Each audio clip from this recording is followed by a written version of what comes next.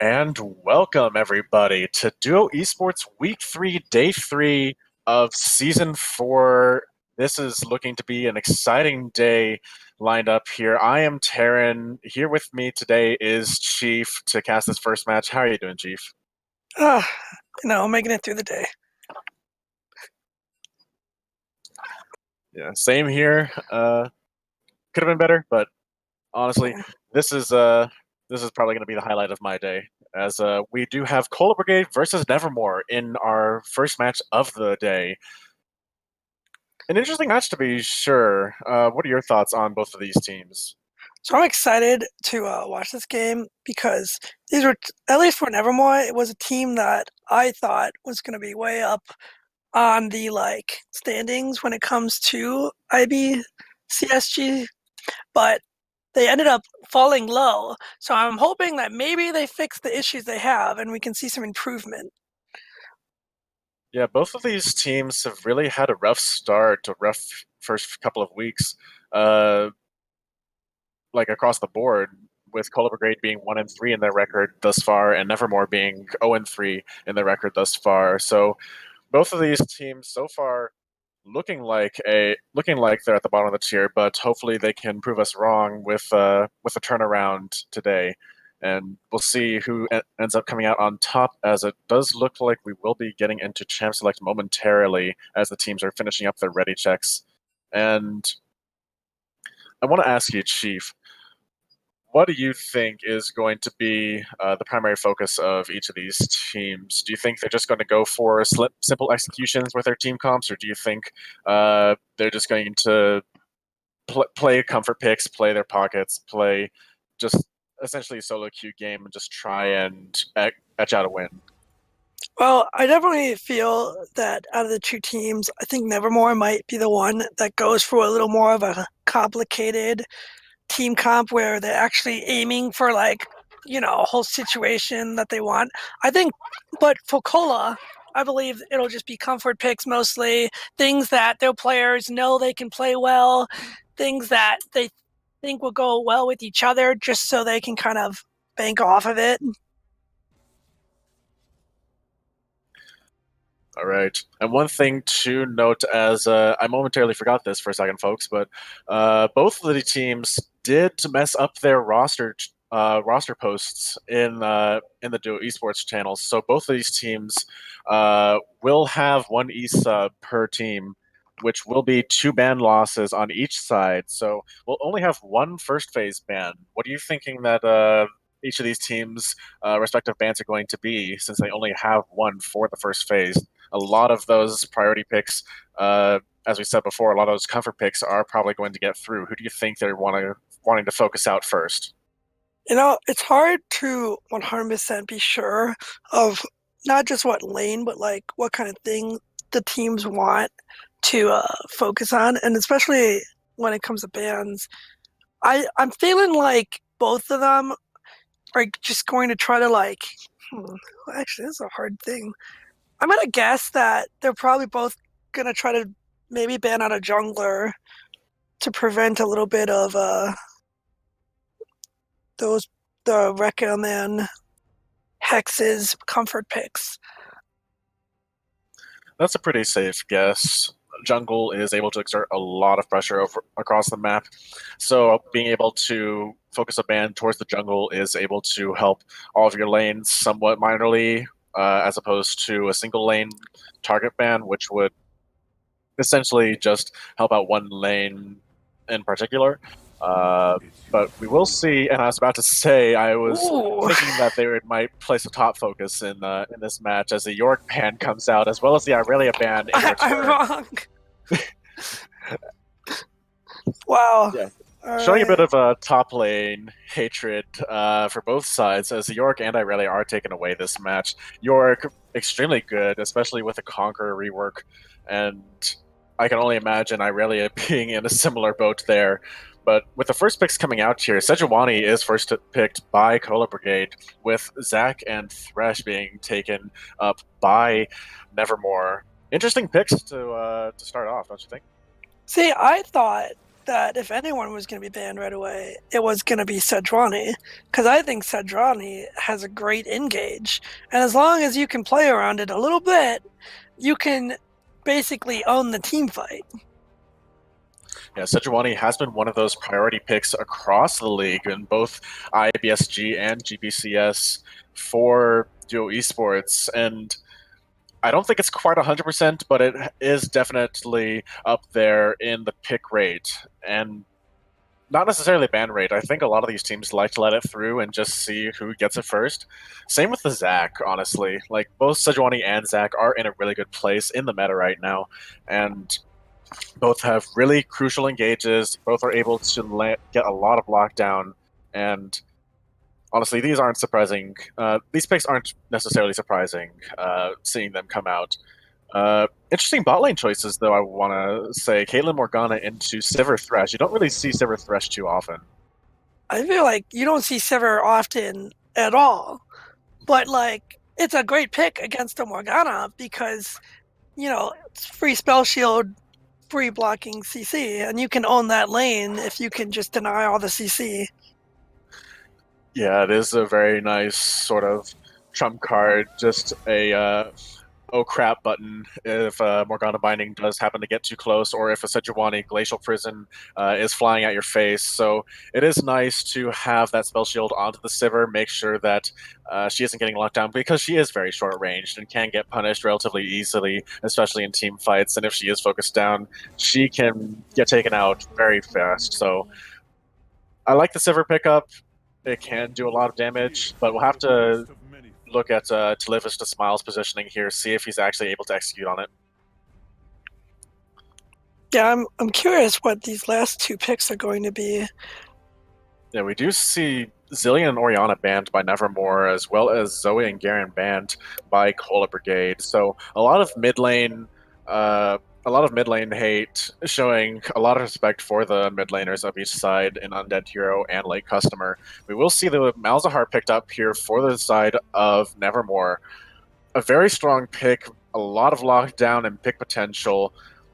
It looks like Nevermore has a lot of catch, and Cola Brigade is going to need to watch out for that, especially because Morgana Black Shield only blocks so much. If they get a crucial pick onto one of the carries, then it could instantly have a numbers advantage for the side of Nevermore. Yeah, the one thing I think is an issue about a team comp like Nevermore is that to really pick out people, you need to have the right vision control to do that kind of thing. And I'm not gonna lie, I feel like Nevermore doesn't always have the strongest vision, and they might suffer because of that. Well, bear in mind, this is the IBSG League, so a lot of these lower tier teams will not have as much emphasis on vision, unfortunately. So it will be interesting to see which team is actually able to realize that vision is OP. And I feel like you're taking personal shots at me. well, bear in mind, I'm also in the IBSG as well, so this is a personal sort of flame as well. Here's an interesting thing. Camille is right now taking Teleport Ignite rather than a Flash, which I can understand because she's got that E that can really make her fly, but that only goes so far, and I don't know if it's going to be worth the little extra damage you get with Ignite for it. Yeah, very interesting. I was about to say I was interested in the Camille pick in general. I'm still used to seeing Camille in the jungle, but with Sejuani there and with the nerfs that Riot made to Camille's E no longer being able to hit large monsters anymore, it is pushing Camille back towards the top lane. So it's interesting to see Camille in the top lane again, facing against a Jax, which Nevermore actually pick up as well. And looks like Adagio just wanted to troll you at the last moment. Yeah, Anyways. I'm getting trolled now. But, to look at the top lane a little more, I feel like a Jax is going to outmatch the Camille in the end, because even if she ults him, he can get that free stun off on her now, and she's really not going to have any kind of good escape if she burns the E with to stun him. It's hard to say because her burst comes from that, but he can block a lot of it as long as he just times it.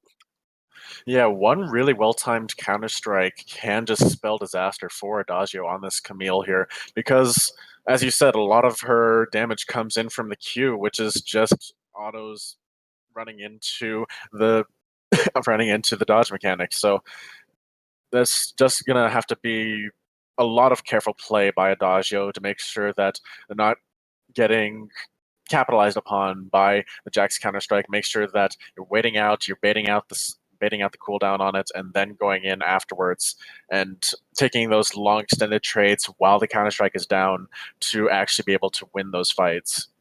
Yeah, so we talked about the top lane, and we've discussed like how the jungle is really odd. I don't think we've really talked about this mid lane. I am very curious to see how this mid lane's going to go as well.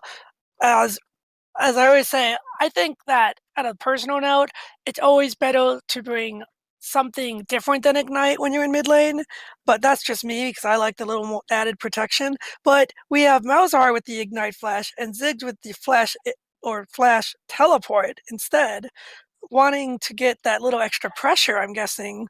But I feel like he's sacrificing, like a lot just for that teleport. Yeah, honestly, I would have expected these summoners to be reversed for these mid laners. Ziggs is giving up a decent amount of kill pressure because Ignite on Ziggs is usually, in my opinion, better. You're able to get that final tick just in case your lane opponent does manage to escape away, and if your ult doesn't execute them, you still have the Ignite burn ticking down to hopefully take them out. What's surprising me really is the fact that Malzahar took Ignite instead of Teleport. Like I mentioned before, usually you see a lot of Malzahars take the Teleport, being able to exert a lot of split push pressure because of those Voidlings, because of the fact that he has so much wave clear, especially with the Space Aids, things like that. And yeah, I would have liked to have seen a Teleport here because Nevermore have the makings for a really good 1-3-1 comp with the split pushes, but without the teleport onto the Malzahar, they're going to have to be looking for a 1-4 at best, and probably a team fight if they're really desperate. Yeah, they've really, in my mind, turned the 1-3-1 comp into a very dangerous thing for them because when it would be a safe thing that Malzahar could quickly like teleport into the lane or just get away. Now it's like just to start the split push, he has to walk all the way, and he could get caught out. Yeah, and for the side of Cola Brigade, it seems like they really took up the idea of Nevermore's supposed 1-3-1 uh, by having the teleport onto the Ziggs instead.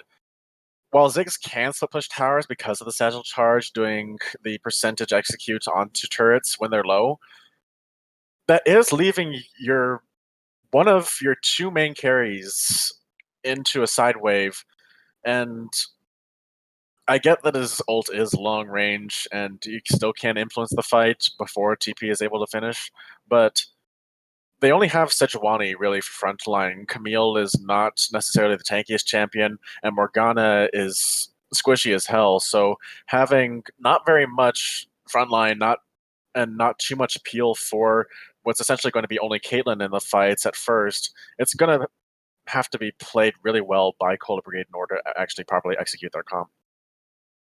Yeah, the major thing to me that I see is if a Malzahar does bad in lane, he can usually make up for it because he can add pressure to the other lanes and get some farm to catch back up. I just don't see that happening here. So I think that if Undead Hero falls behind, then he's going to be stuck in a pretty bad situation. Yeah, especially since he can't pressure the other waves with the teleports. He can't have that across the map pressure to split push waves and just potentially out rotate Cola Brigade.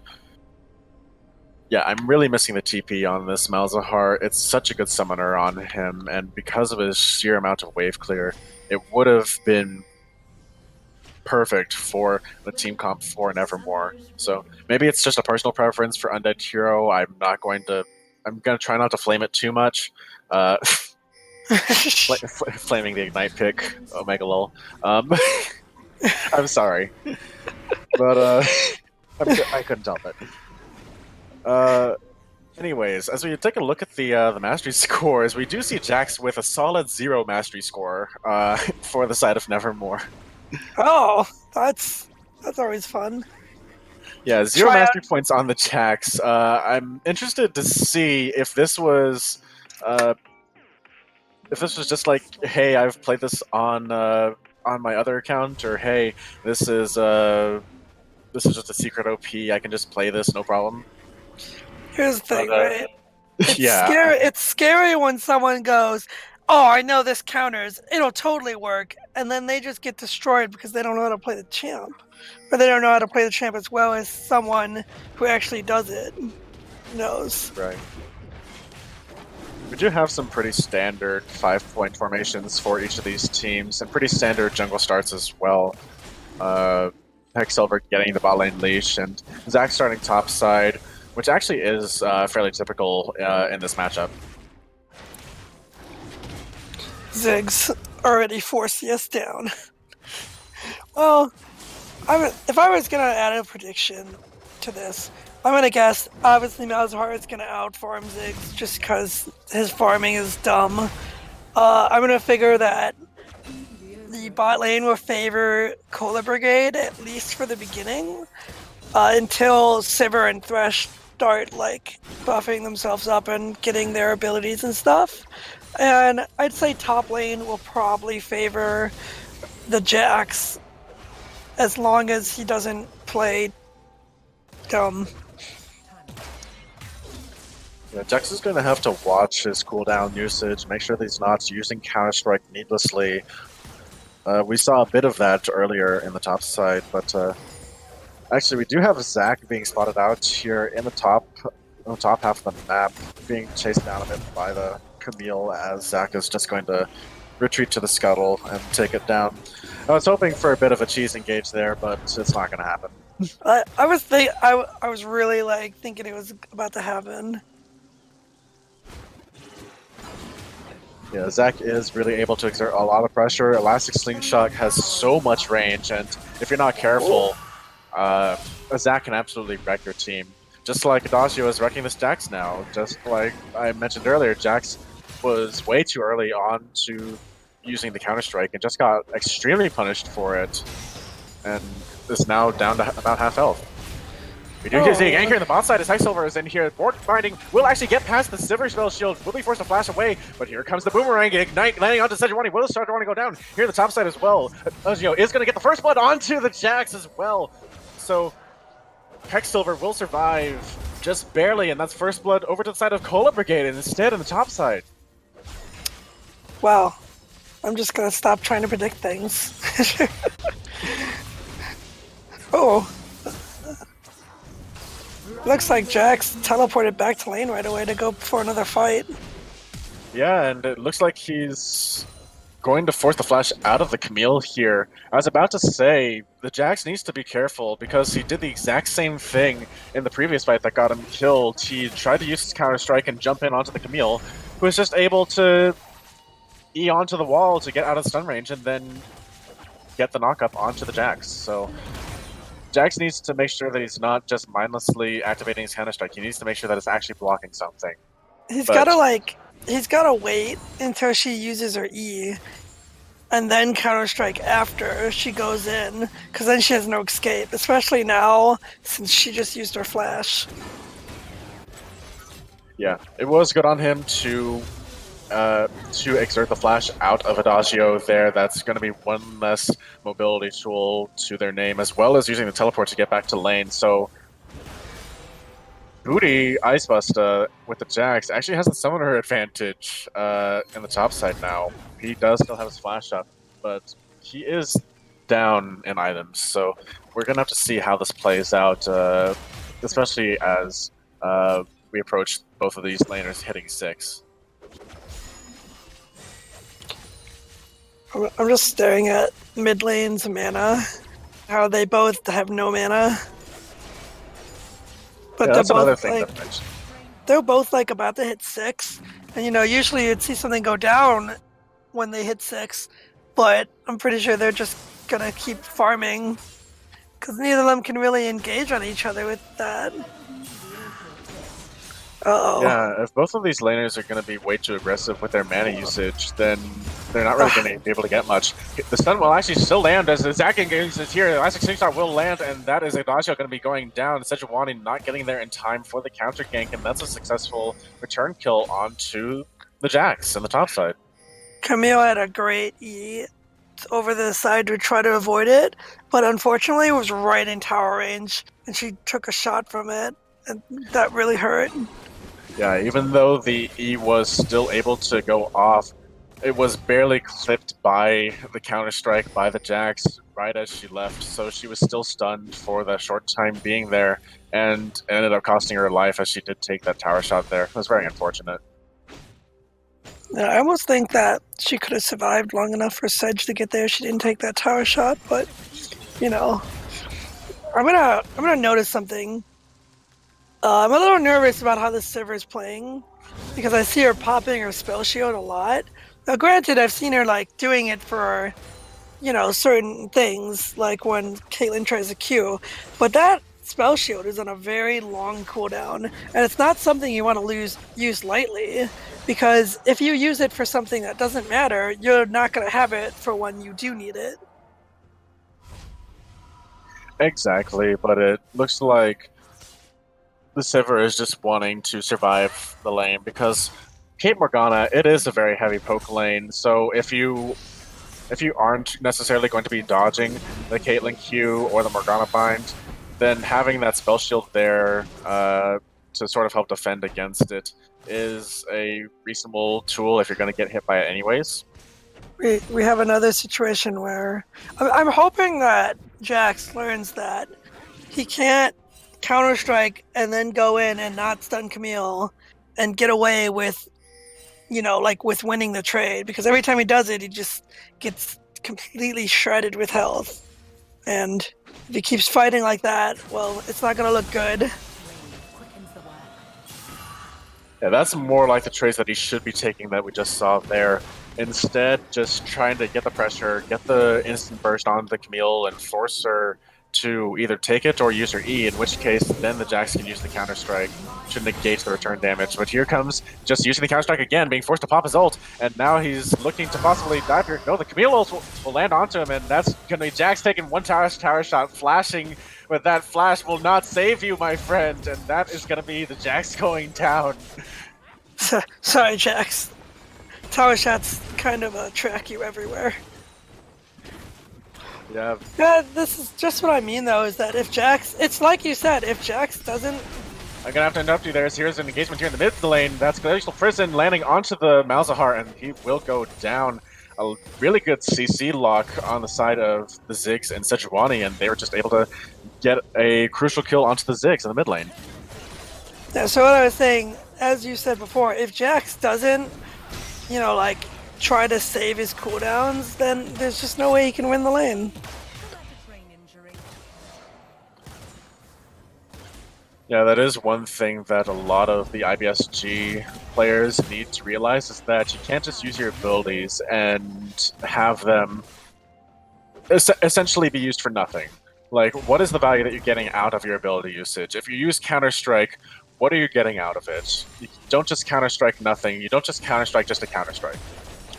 Like, you don't just E just for E's sake. It's, you want to be able to actually block something. We do see a bit of engagement here on the bot side. Morgana binding will last, but the hook will land, and that's Ignite going down, being forced to flash out of the way. But here comes the Morgana ult. Will be taken down, though, by the Sivir, and now Caitlyn is running for dear life. Will get flayed back, and that is going to be the flash popped out. Will the hook come in? No, it will not. She will survive barely, but here comes the Zac in the bot lane, looking for a possible cheese.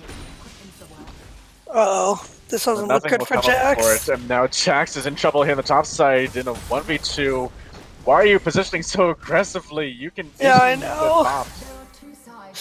Oh, man, he's lucky that Sedge didn't have an ult there. I feel like he definitely would have died. Yeah, one Sejuani Glacial Prison, and that's one dead Jax there, no questions asked. So... Yeah, but I feel like, you know, every champ has those one abilities that are super important that you just don't throw at every moment you can, especially not right in someone's face, because if they see you do it, then they're just going to murder you. For Jax, it's his Counter-Strike. For someone like Thresh, it's, you know, his flare, his hook. For Camille, it's her E because that's her stun and her main mobility. And we will see the Cloud Dragon being picked up by the side of Nevermore, being able to capitalize off of that gank in the bot lane. And now we do see 4 people rotating up. This could look to be an early 5-man in the top side, or an early secure onto the Rift Herald, since they do have all 5 members up here in the top half of the map. It looks like the bot lane of Nevermore will just reset, though. But Hexsilver and Audacio need to be careful, because there still are 3 people up in the top half of the map, and Zach Engage is nothing to be laughed at if you are able to land it. You know, when I think about it, I don't know what I like. I don't know if I like what they did here, because it really just gave Cola Brigade the chance to just continue farming, and now that Caitlyn's already ahead, and now she's more ahead because there's no one stopping her, and she's now getting gold from tower plates too.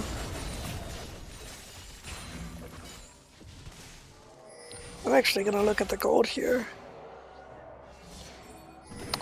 Yeah, it looks like Caitlyn is about 300 up, which might not sound like a lot, but you know, it means something in the end. Yeah, about a kill up onto the silver. So even like with just the CS advantage alone, it is a practically even in kills. But we do see an engagement here on the top side, and Caitlyn, I'm sorry, the Camille will be going down pretty much immediately, not respecting the possibility of Zach being there. And that's just going to be the elastic slingshot into the Q knockup. And this is looking to be a couple of tower platings in top lane. That was crazy. I thought she got away, and then the Q came out of nowhere. Oh, that was unfortunate. You know, even when you're strong, and I don't want to say mobile, because Camille really isn't mobile, but, you know, when you can get away, you still got to watch out for that giant blob of goo coming out of nowhere and just landing next to you. Yeah, gotta respect the flubber. Oh, that was a Ziggs ult. Ziggs ulting the wave, looking to probably just clear it out since he is low mana and get a recall off. Probably has an item. He does have about 1400 in the bank right now, so he could be looking to get an item. I have to stop there. I was on the hunt as pop to try and get the Sip, try and get the Morgana here as Ignite is taking down, but switching focus over to the Caitlyn will be taken down very low, but that is Morgana taken down on the backside as Morgana and Sivir trade kills there. That's not sure if that was entirely worth, because now the Ziggs here is here in the bot lane to help pressure this bot lane tower, and with the Ziggs natural charge, he's easily gonna pressure the first tower of the game. I might have said it was a little worth, but now they just lost tower, and that's first tower. And you know, I think the gold speaks for itself when Cola Brigade is at 22k and Nevermore is just barely about to hit 21. This isn't looking good, I'm gonna say that.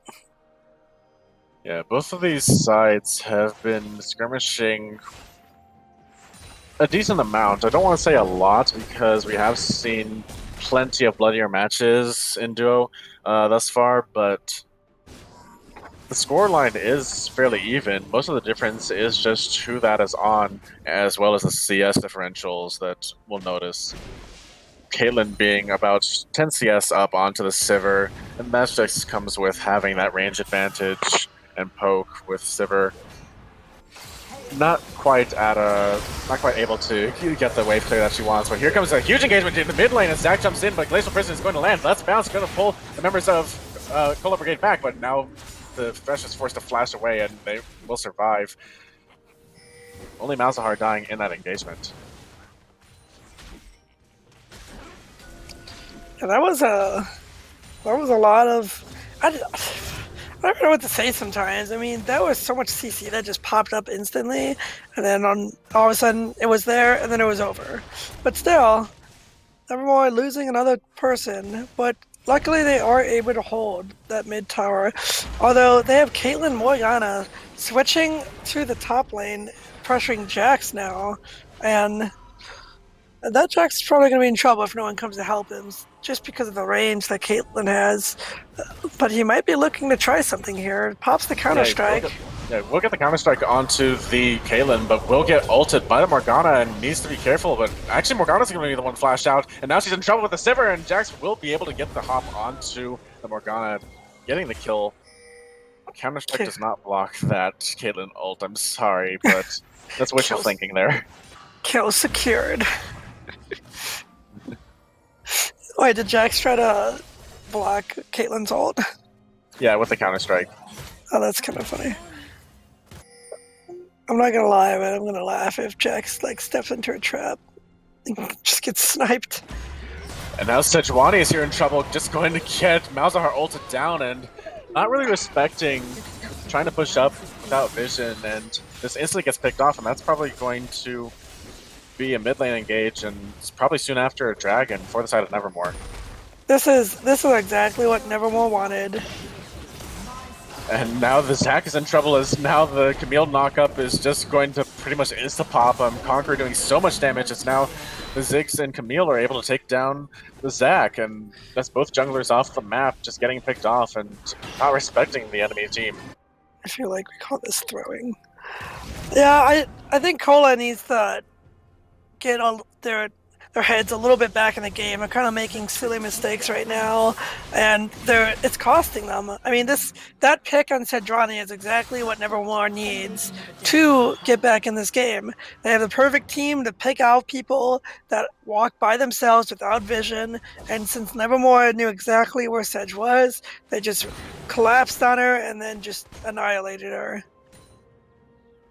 Yeah, the same can be said for Rectum Rectum, just turning around and then falling for the same mistake that he just capitalized on for the Sejuani, and just not really respecting it, and just gets picked off as well. So both of these teams really even thus far. Almost identical play from both sides, just getting pretty much trade kill after trade kill after trade kill. Yeah, it's been very back and forth right now. I wouldn't say either team has like a for sure victory. Well, no, it is still only 18 minutes in the game, and there is only about a 1,000 gold differential in the favor of Color Breed at the moment, but that could easily change with how back and forth this match has been going. Mm-hmm. I think, is Nevermore going for a Rift too? Wait. They aggroed it, and it is now resetting its aggro back, as it looks like Nevermore is just securing Scuttle and Vision around the Rift Herald. They are positioning to take it, though, and it could be looking to start it soon. Yeah, unfortunately, Color Brigade is right on top of them, and if they want it, they're going to have to fight for it, and honestly, they're going to have to do it soon, because Baron's going to be spawning in about a minute. Yeah, and that Rift Herald will despawn shortly if they don't aggro it in the next 30 seconds or so, so it looks like both of these teams are just going to concede the Rift Herald and just focus around the Dragon out. But here comes the Nether Grasp onto the Ziggs. That's going to be a huge pick. The Glacier Prison will miss wide at point-blank range, and that's just going to be Sivir getting the pick onto the Ziggs, and that is going to be the Cloud Drake started up by Nevermore now. That was a very unfortunate Glacier Prison that just had to miss, but honestly, even if it hit, I don't think it would have been, for anything. I don't think Sejuani could have killed anyone with it or really done anything different. At least she made it out alive. But again, I say this is what Nevermore is looking for. Someone gets out of position and they can just catch them with the Mal's ult and burst them down real quick. And now suddenly Cola Brigade is stuck in a 4v5. Despite that, though, Cola Brigade did do a good job of rotating over to the top lane and pressuring the Jax off of the outer turret and securing that top lane tower for themselves. So now here comes the Ziggs ultimate as well to clear the mid lane wave, and now Nevermore isn't able to take the mid tower. But now Morgana needs to be careful as she's getting taken down very low. I'm sorry, that's not the Morgana, Camille, rather. Getting taken down very low by the Boomerang and the Thresh Hook. Needs to respect a lot of the damage that they have. As we mentioned before, and we've been seeing a lot of it in this match, there's so much pick potential onto the side of Nevermore, and We see it with the Malzahar ultimate. We see it with the Thresh hook, and Zac engages as well. So they're waiting. nothing's happening at the moment. I wasn't sure if they were going to go in on that, but I also thought Caitlyn was going to go right into them. Oh, man. That would be what you call inting if you try to go in without follow-up. I saw her walking forward, and I'm like, please don't do it. I'm going to be a little tilted. I'm just hoping that Cola maybe notices that their main mistake right now is that they're getting caught out. And as soon as they notice that and then start warding a little more, we'll be good because they won't get caught out anymore. Yeah, Nevermore actually doing a decent job with their vision control thus far, but Cola Brigade have been getting what is crucial, which is the towers that they've been needing. They have towers both in the bot and top lane, and they're right now sieging the mid lane tower and are soon going to take it down relatively soon because of Ziggs' satchel charge passive, and probably 1 or 2 more waves and that tower will go down.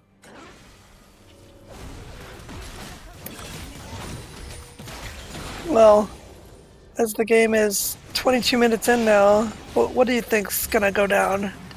Well, I think Zac is looking for Zac to slingshot, which will get knocked up by the Sejuani, but here comes another grasp onto the Ziggs. Will be taken out very low by the Space Age, but here comes the Ziggs, so let's bounce. Will trying to pull the Sejuani back in, but Sejuani will go down to the tower. Caitlyn is taken out very low. Will get ignited and executed by the Sivir, and Ziggs will be taken down on the backside by the Zac. That is a 3-for-0 in favor of Nevermore as they now look to take the return tower mid. But they need to be careful. They're losing their top lane and secondary tower to the Camille. And I don't think they care that much. Yeah, they're just going to take the mid lane secondary tower instead. So yeah, really nice play by the side of Nevermore. And they're able to take 2 towers in the mid lane because of it. Even though they lose the top lane secondary, that was a really crucial fight for them. They are now the gold leaders in this match, 2k gold ahead. They took bot second tier as well. Oh yeah, and I didn't even notice that. They had the minion waves and they had the pressure in that wave as well. Oh but no! Here comes the Malzahar just getting picked off by the Camille, overstaying way too long with no health, and that was very sloppy by Undead Hero. Is this inting? We were talking about Cola Brigade getting picked off, but Nevermore haven't been looking so hot either on their positioning and overstays. And that's just going to be a free kill onto Undead Hero for Camille. And here comes the Stealth Shield, going to block the knockup for the Camille, but will get taken down very low, but Thresh will land as well as the Flay, and now Camille's forced to flash over the wall, will be Black Shielded to try and save her life, but this is looking to be the Zac kill. No, the Morgana Mine will land onto the Thresh, and will get taken down by the Ziggs.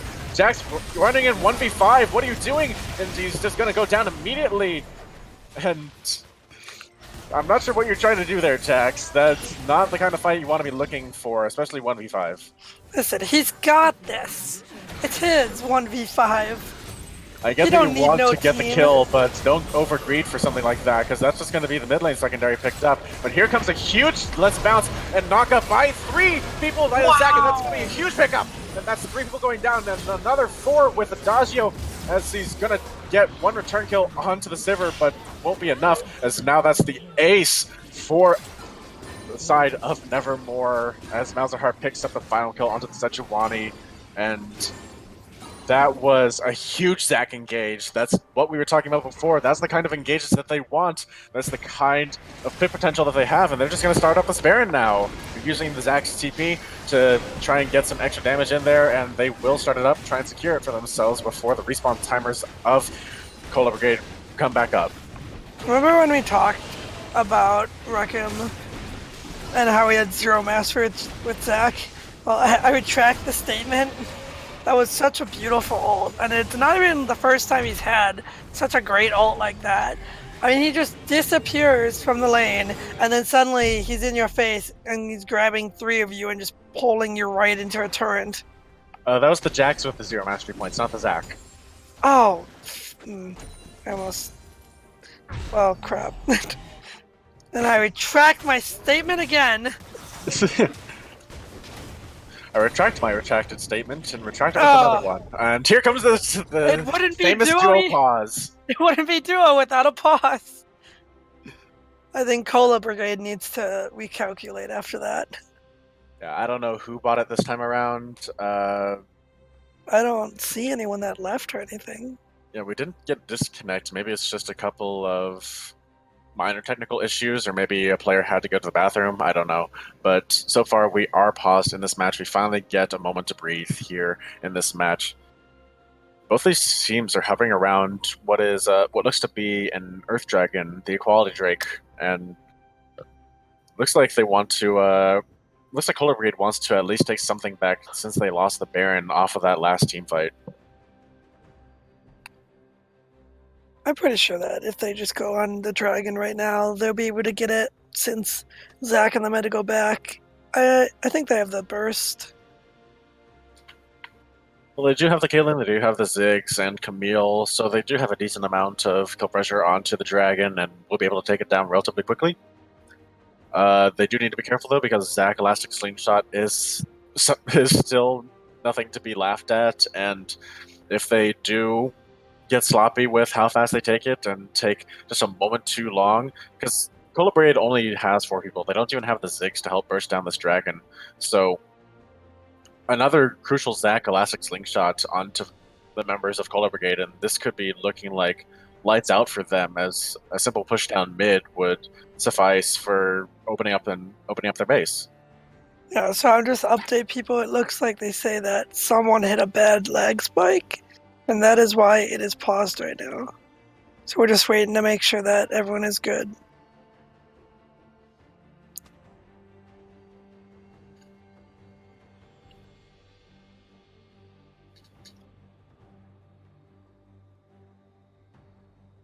Yeah, it is looking like the teams are starting to get a bit ready, hopefully, but we're still yet to see the ready checks in the chat, and we're still yet to see the unpause go through.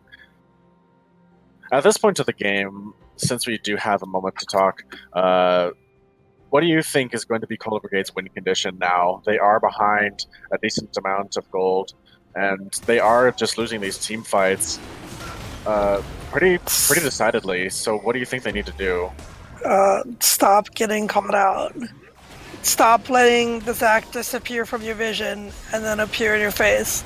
They need to make sure they're warding not just their jungle, but the enemy jungle, so that way when they try to push up, they can actually see where people go, not just get snuck up on. Engagement here in the mid lane, though, as Nethergraphs is going to take the Camille down almost immediately. Glacial Prison will miss, though, as it runs through all the members, but Jackson's going to get a huge amount of damage onto the Ziggs, and that's going to be Ziggs going down. Going to try and wail onto the Caitlyn now, but Siver's getting the kills on everyone in the main team fight. The backside of Siver and Morgana will go down, and Jax actually does pick up the Caitlyn on the back end of that fight, and this is an ace for Nevermore. They could actually look to end here with the Baron buff. That's kind of what I meant. Jax got in their back line and just shredded Caitlyn, and Caitlyn couldn't do anything about it because she doesn't do enough damage, plus Counter-Strike is a thing. And Zach just went right into the middle of Cola Brigade. I was just like, I'll take these, and then brought them back into his team. Yeah, the Zach actually making a really crucial play by keeping the carries out of the team fight for the side of Cola Brigade, and that's just going to be the game. That's Nexus going down. Nevermore take this match, and that is a game, folks. Whew.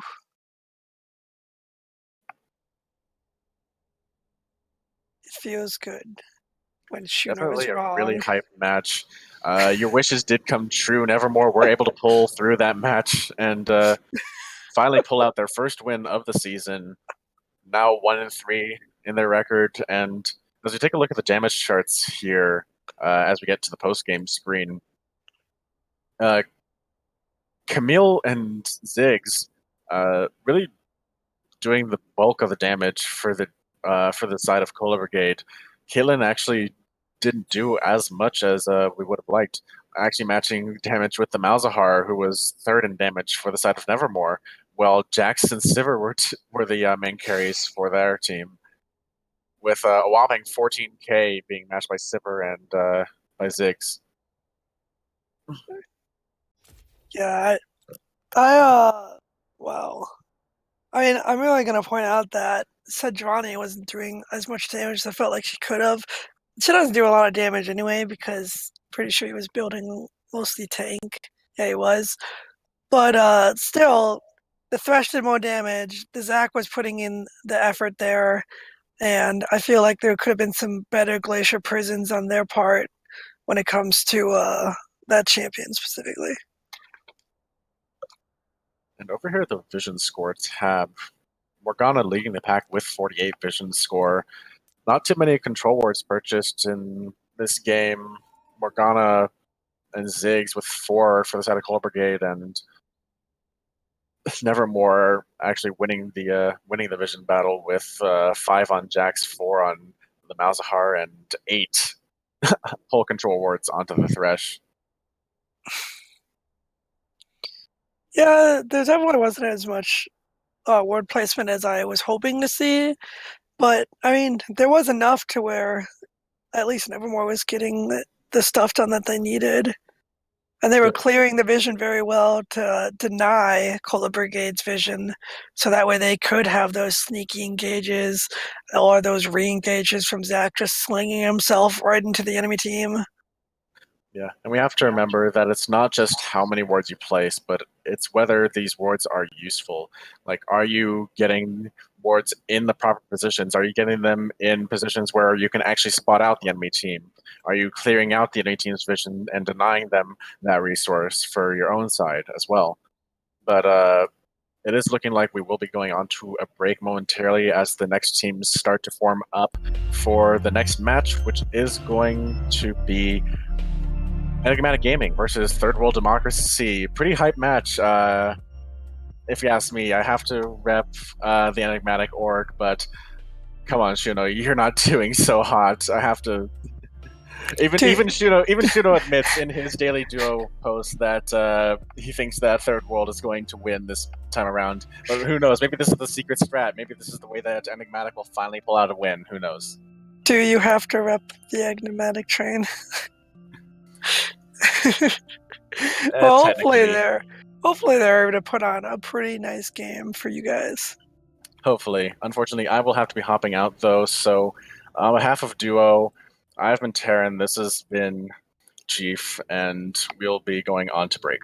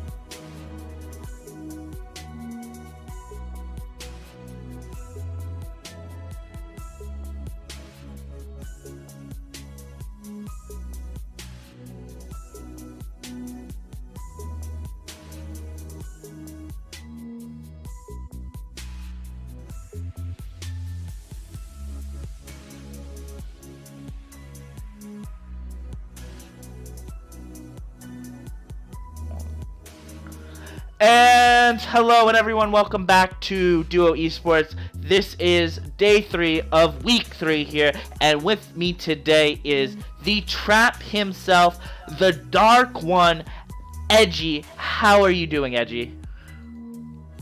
The Trap and the Dark One. That's new. Okay. Hello, I am the Dark Sovereign, also known as Eclipsed. I will be the color caster for today, or for this game. Yep. And this game today, we have Enigmatic Gaming versus Third World Democracy coming off a team.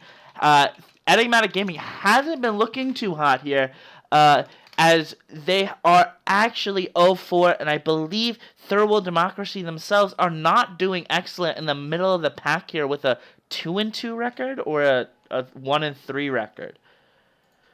Third World Democracy is currently 1-2. This will be their 4th game. So we will see where they end up, if they end up at 2-2 or 1-3. This is certainly going to be a game today as we get a quick rundown of the rosters. There isn't any E-subs. There isn't any changes. We have Avail in the top lane for EG. Nova Galaxy in the jungle for EG. The Prophet in the mid lane. Shuno, the captain in the AD carry ward role. And then Besh, J-Rod, and A in the support room role. For Third World Democracy, we have Doomlion in the top lane, SK, Zarak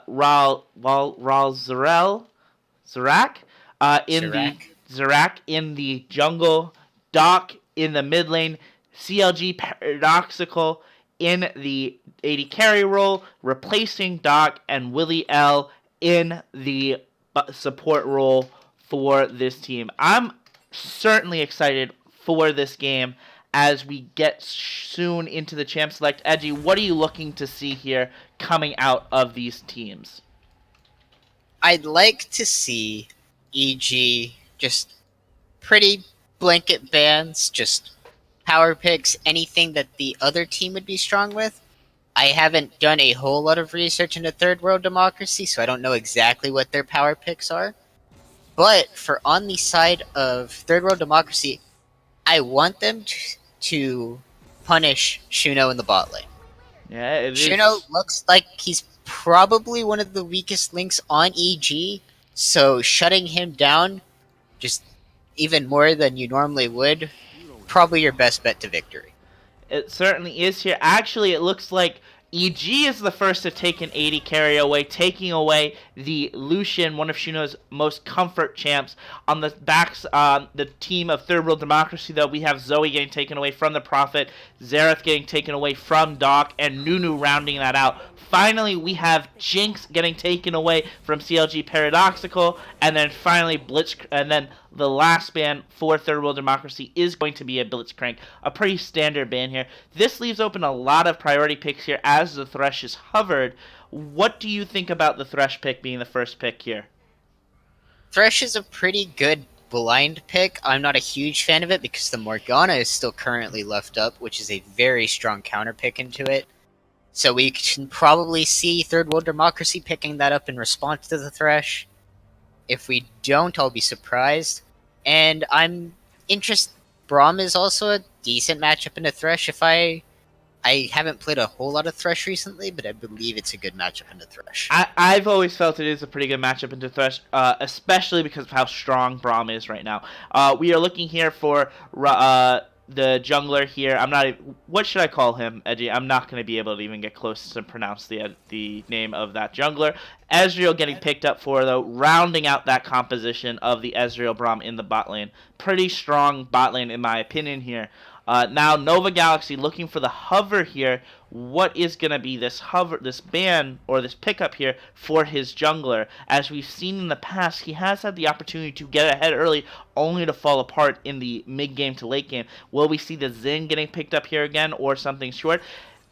Instead, interesting, a Kai'Sa being picked up here for Shuno. Kai'Sa and Azir. And the Syndra to round out. So we have both bot lanes and both mid lanes shown. Syndra versus Azir is... Syndra can pressure the Azir early on, but Azir's late game scaling is, it's no joke. Yeah, Go ahead. It certainly is a very interesting pick here. I know the Prophet actually was talking a lot about playing Azir earlier in the week here. Kaiser, though, I've had the privilege to be on one of my alternate accounts playing with Shuno a little bit. He has a pretty good record on this Kaiser. I'm interested to see how he will do here. Finally, the Urgot gets taken away then in the first rotation from Avail. Avail having been played that a couple times here, as now we get to see what their picks are. I'm wondering if they're going to be focusing the top lane or the junglers. And there is the Ornn ban. What would you be looking to ban out here for the next couple bans? I'd look to, for Third World Democracy, I would have looked to not ban the Silas, but instead try to pinch Nova's champ pool even more because it's one of the lanes not picked. And for EG, it's the same. It's jungle or top laner bans because those are the two lanes that haven't been picked. And you ought not be lying to me about playing with Shuno on an ult account. Oh yeah, I definitely do there. We have a great little lane matchup there with the Kaiser Malphite. I wonder if we're going to see that being brought out here. I doubt it. It is kind of a Warhood special here as we get to see the Kindred being banned out. So there's your jungle ban here. Now we're left to see what will they take here. Will they take their jungler and leave the top counter here? That is always one of my favorite things to do, is give the top the counter pick or the matchup that you want to see you want to play into, at least. But here it goes as we take down there. The Kazakhs getting picked up here. Kazakh's decently strong right now. Very aggressive. You can look to pick off both the Azir and the Kai'Sa. However, the Azir does have his ult to stop you if he sees you jumping towards him. Rek'Sai just got a little bit of love this patch. I don't know how strong she's going to be. I haven't played her personally.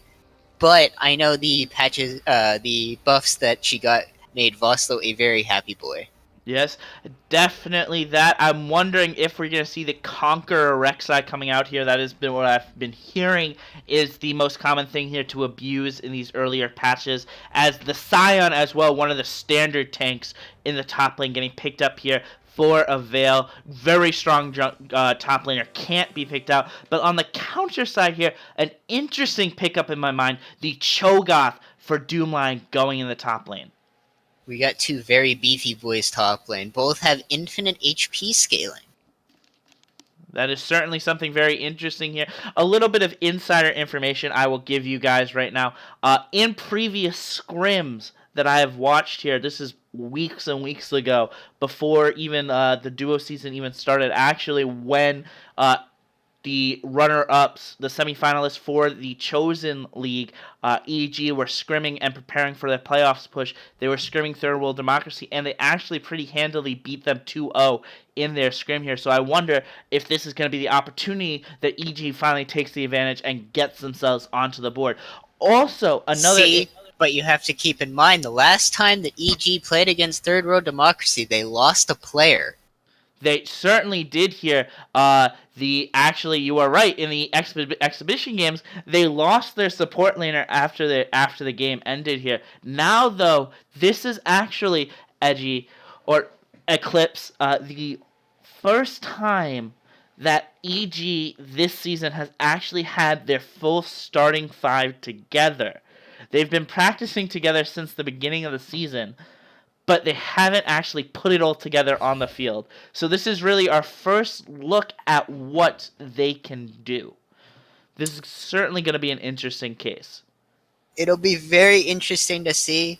Looking at the team comps, Scion top lane, Rek'Sai, jungle, Azir, mid lane, Kai'Sa, Thresh, bot lane for EG. Pretty well-rounded comp.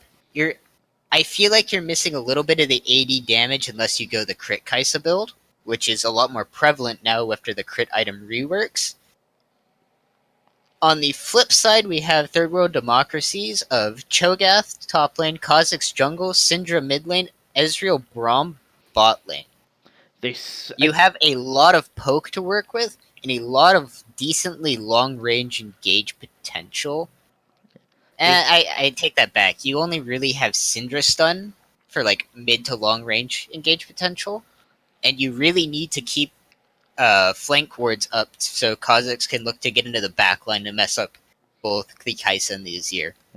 it is going to be something interesting. We have to point this out. A lot of great pick potential, and to get into the backline that the Kazakhs really wants to do, I actually really like the Kai'Sa pick here as I think about it, because Kai'Sa with her ultimate can go into the team fight, right?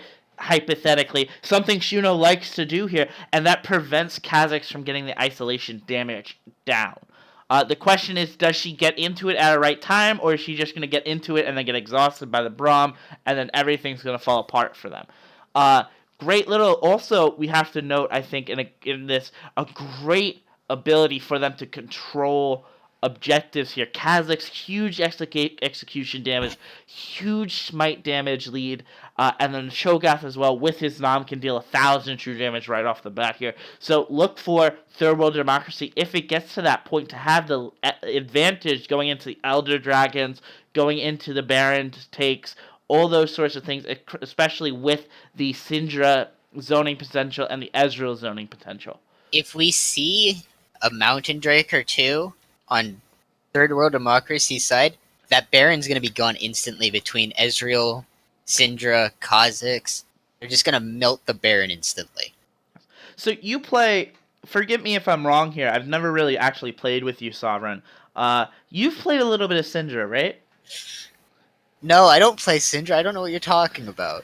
So my question is, how well is this laning phase for the Syndra? I don't know anything about the mid lane, so I'm a complete novice here. So explain it to me like I'm bronze.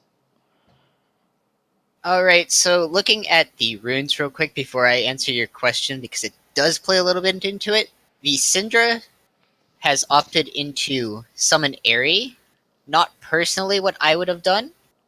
It's more consistent on landing, so you get a little bit more consistent damage, but it doesn't quite do as much damage, and it tends to fall off mid to late game.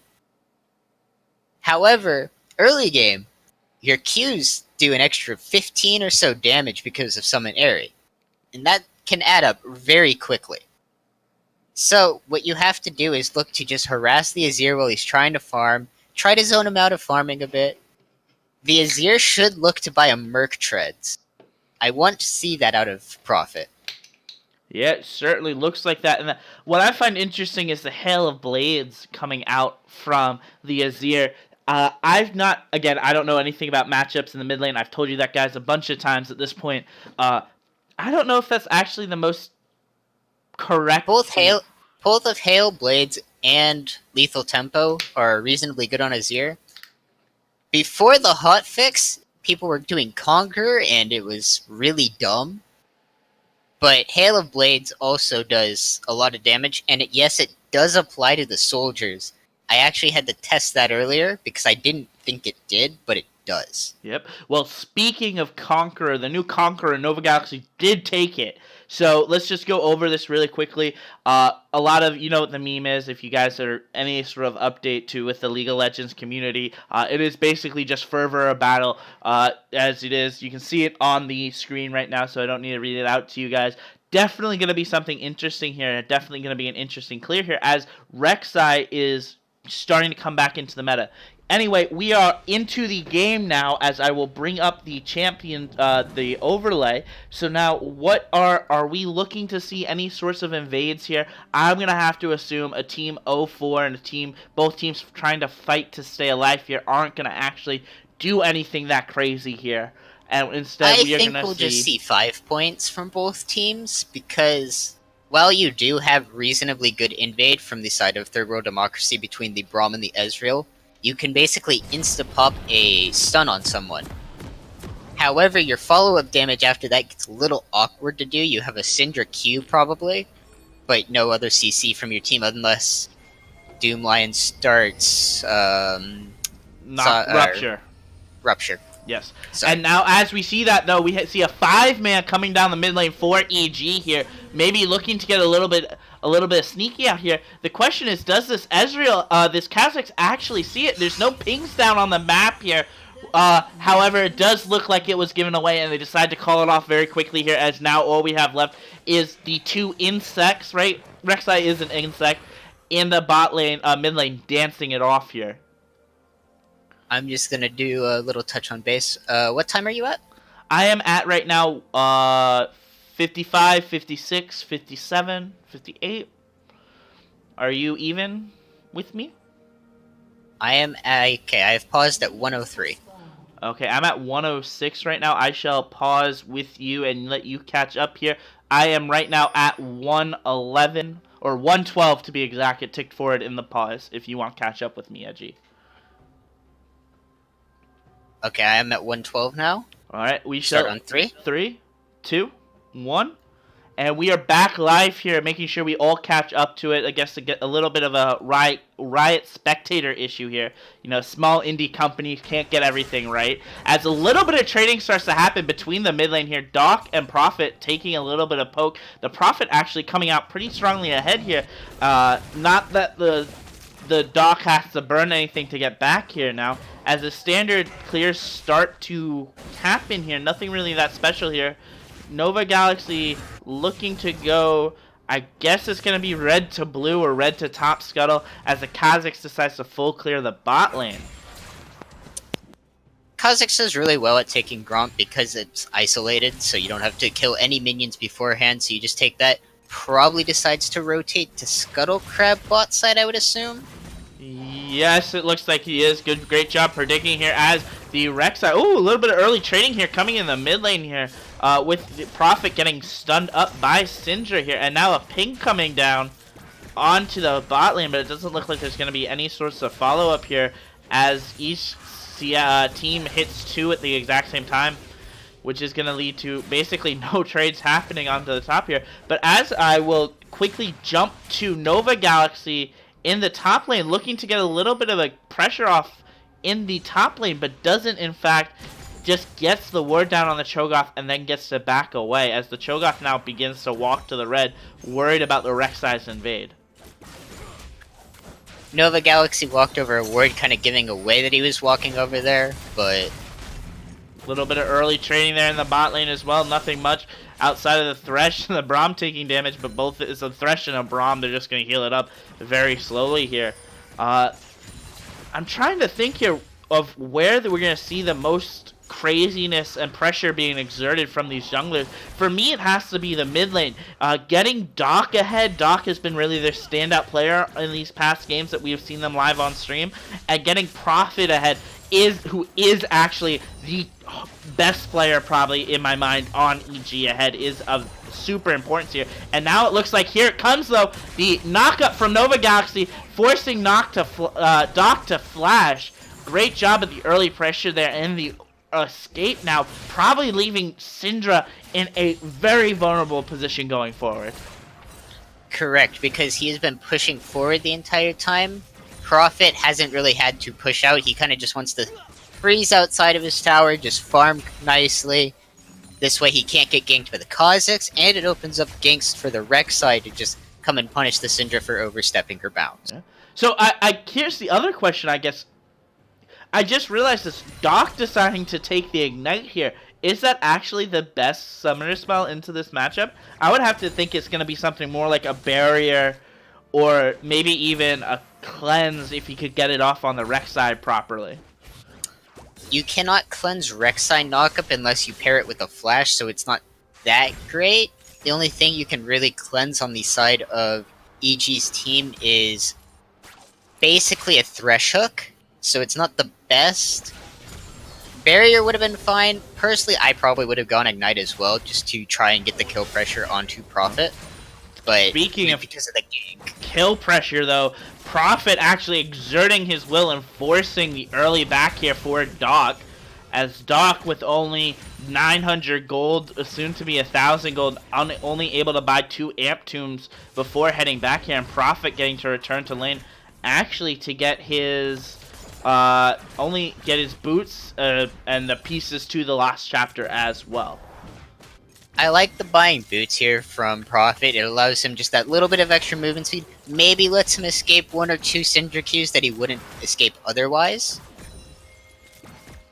Yeah, you are certainly correct here. As the pings now come down here for Nova Galaxy onto Nova Galaxy here as they look to take the fight for the scuttle. Every team starts to rotate, but there's the smite going over to Nova Galaxy, and that's going to be the end of that. A great job securing that Scuttle with no lane in the top lane. Doc again taking a lot of damage, and here comes J-Rod flashing, flaying, missing it. There's the ignite though. Doc doing the best to try to get away, but there comes the hook.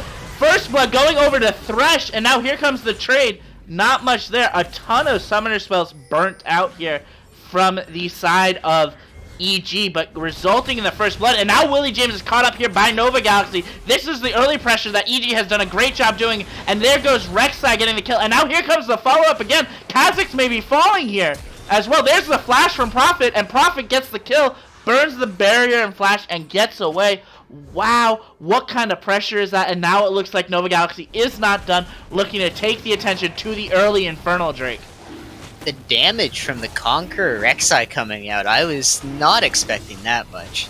You can definitely see why Voslo is a very happy boy right now, as it looks like this is going to be an uncontested Infernal Drake coming over to the side of EG. And next, you know what it is going to be, though, so maybe a Third World Democracy stands the chance. It is a Equality Dragon that is going to be the next spawn here, as now we see all the teams retreat back into their jungles to get this clear going again.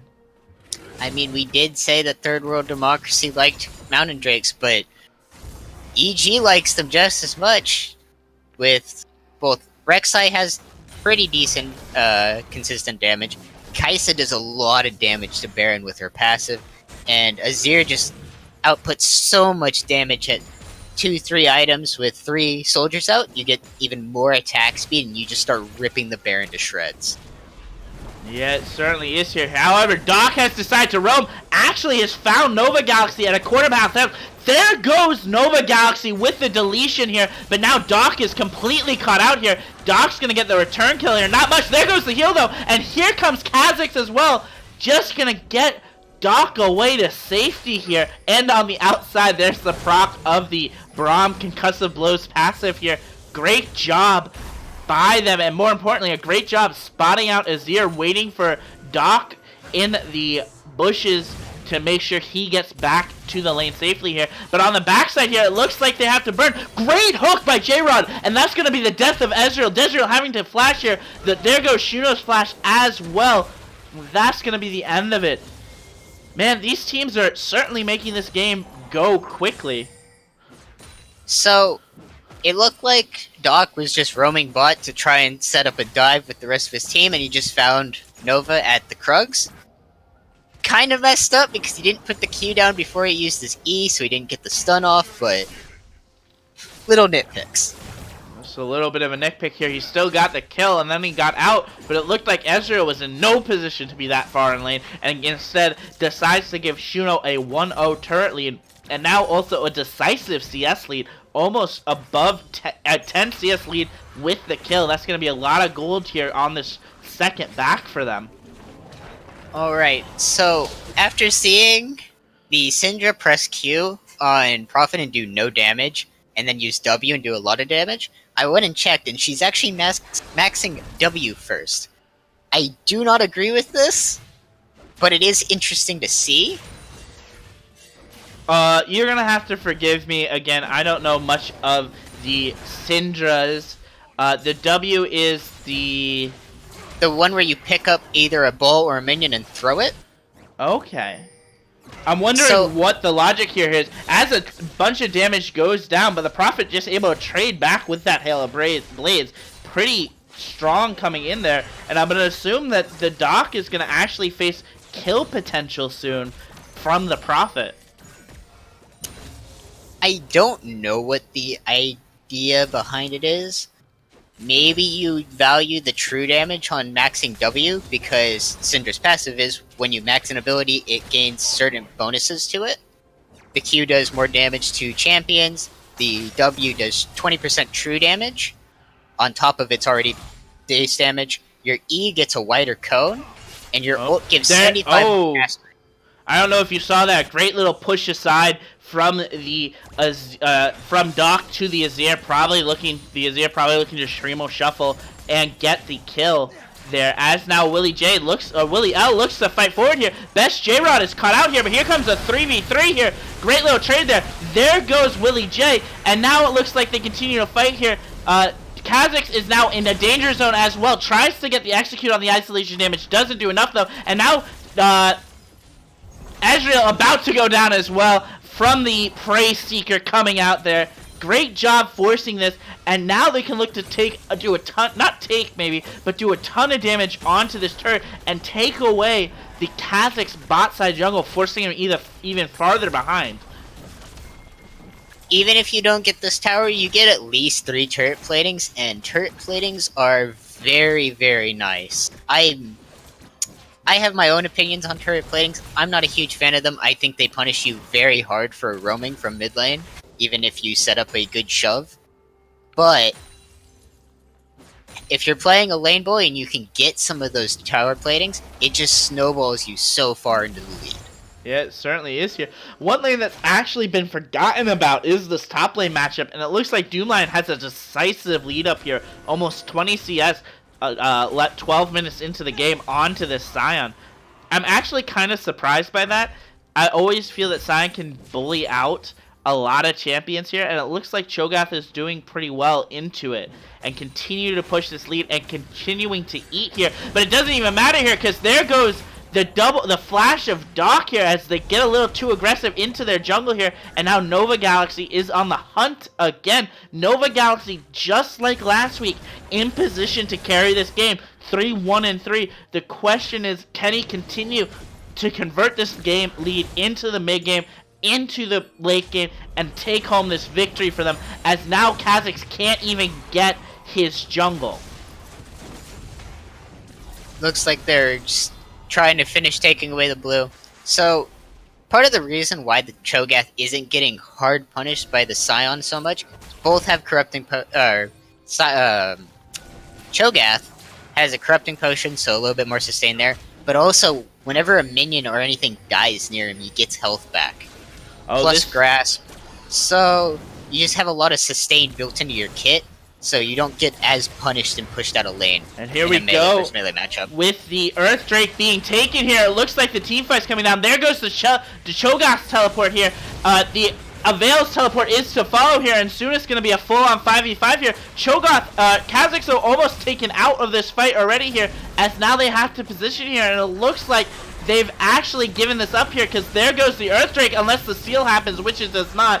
Another Drake going over to EG here, but now Shumo almost getting caught out of this as well. A little bit of trading going back off on and forth here as they try to get away here. Sion's just going to pop his ult, run into a wall, and get away here. But now Prophet's caught out here, but it doesn't matter here, because here comes Nova Galaxy. The barrier gets burned here, and there goes the hook down onto Doomlion. Just a little bit of trading here, a little bit of flexing. I don't think this is going to amount to much here, besides turret place, as it looks like now they try to siege up on this mid lane here. But there it goes. Doomlion gets hooked out there. Doomlion's going to fall. Great Shurima Shuffle catching Doc here. And now Rek'Sai going to fall, going to continue to chase here as the Kha'Zix falls. And now it looks like the shoes on the other foot here as they start to shove down this mid turret. And this is probably going to be first turret here going over to EG. EG looking like they'll finally get a win in this game here as they start to ping Rift Herald. EG doesn't get to pick up turret platings because they just fell. Also, sort of unfortunate.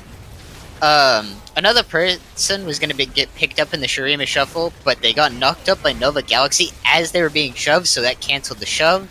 But you also had Nova Galaxy's ult fizzle when I believe he was ulting Kha'Zix, and the Kha'Zix died amid his ult, so he just popped back up. So his ult's back off cooldown already, but just it would have put him in the middle of the team, maybe got another knock-up on the team, maybe secured a couple more kills. That is certainly a good point here, but 15 minutes into the game, EG has a 10-1 in kill leads. They are in position here to get a win, as now it is a 6,000 gold lead here as the teams look to hand off Prophet a blue buff. This is certainly a dire situation for Third World Democracy, as they now just have to really wait it out and hope that EG doesn't know how to win the game and can let them scale up to the point where Ezreal has 3 items. This I have to add, this is actually interesting, something I just noticed. Instead of going and completing a Ludens first, I noticed the wit's end as well. I was interested. Azir goes wit's end first. I mean, you're basically guaranteeing that the Syndra can't kill you. You have Merc Treads, you have a wit's end. You have a lot of MR. That is true here, but I guess maybe. Certainly an interesting idea. Maybe we can talk to Prophet later, figure it out. Hit him up in the sub heap if you want to find out what that is. Maybe flame him for it if you don't think that's the right buy. Remember to get into the sub heap though. You have to sub here as we now get an opportunity to watch this continue. And another little known fact as well, or a little point out here, Shuno 4-0. This is the third game in a row where Shuno has done a very good job in the bot lane, in this extended laning phase, as I like to call it, as now they look to finally push down this turret. They don't get it though, but here comes the Rek'Sai. It's actually 4-man bot for Third World Democracy, but Nova Galaxy is here as well, got spotted out. The question is, do they continue to try to push this to prevent a fight and try to get the momentum back on their side? Prophet just gets the free shove mid. Maybe look to roam top. Maybe look in the jungle to see if he can find any vision.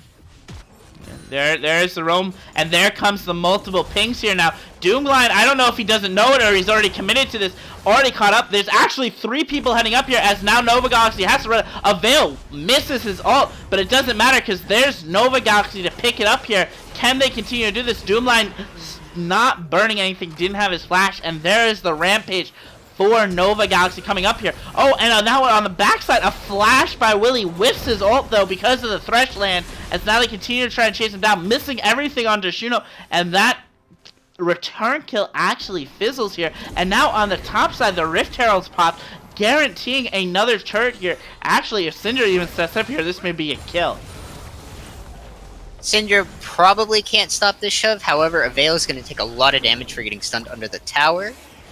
Yeah, she's not going to be able to stop the Rift Herald. Oh, actually flashed underneath, tried to flash ignite Avail. Avail incredibly tanky here, and now is actually completely caught out of position here. As for Prophets here as well, knocking up Dog. I've never seen that type of knockup before. Gets the Unstoppable though onto Nova Galaxy. Nova Galaxy 6-1 here, as this game looks to be starting to spiral out of control for Third World Democracy.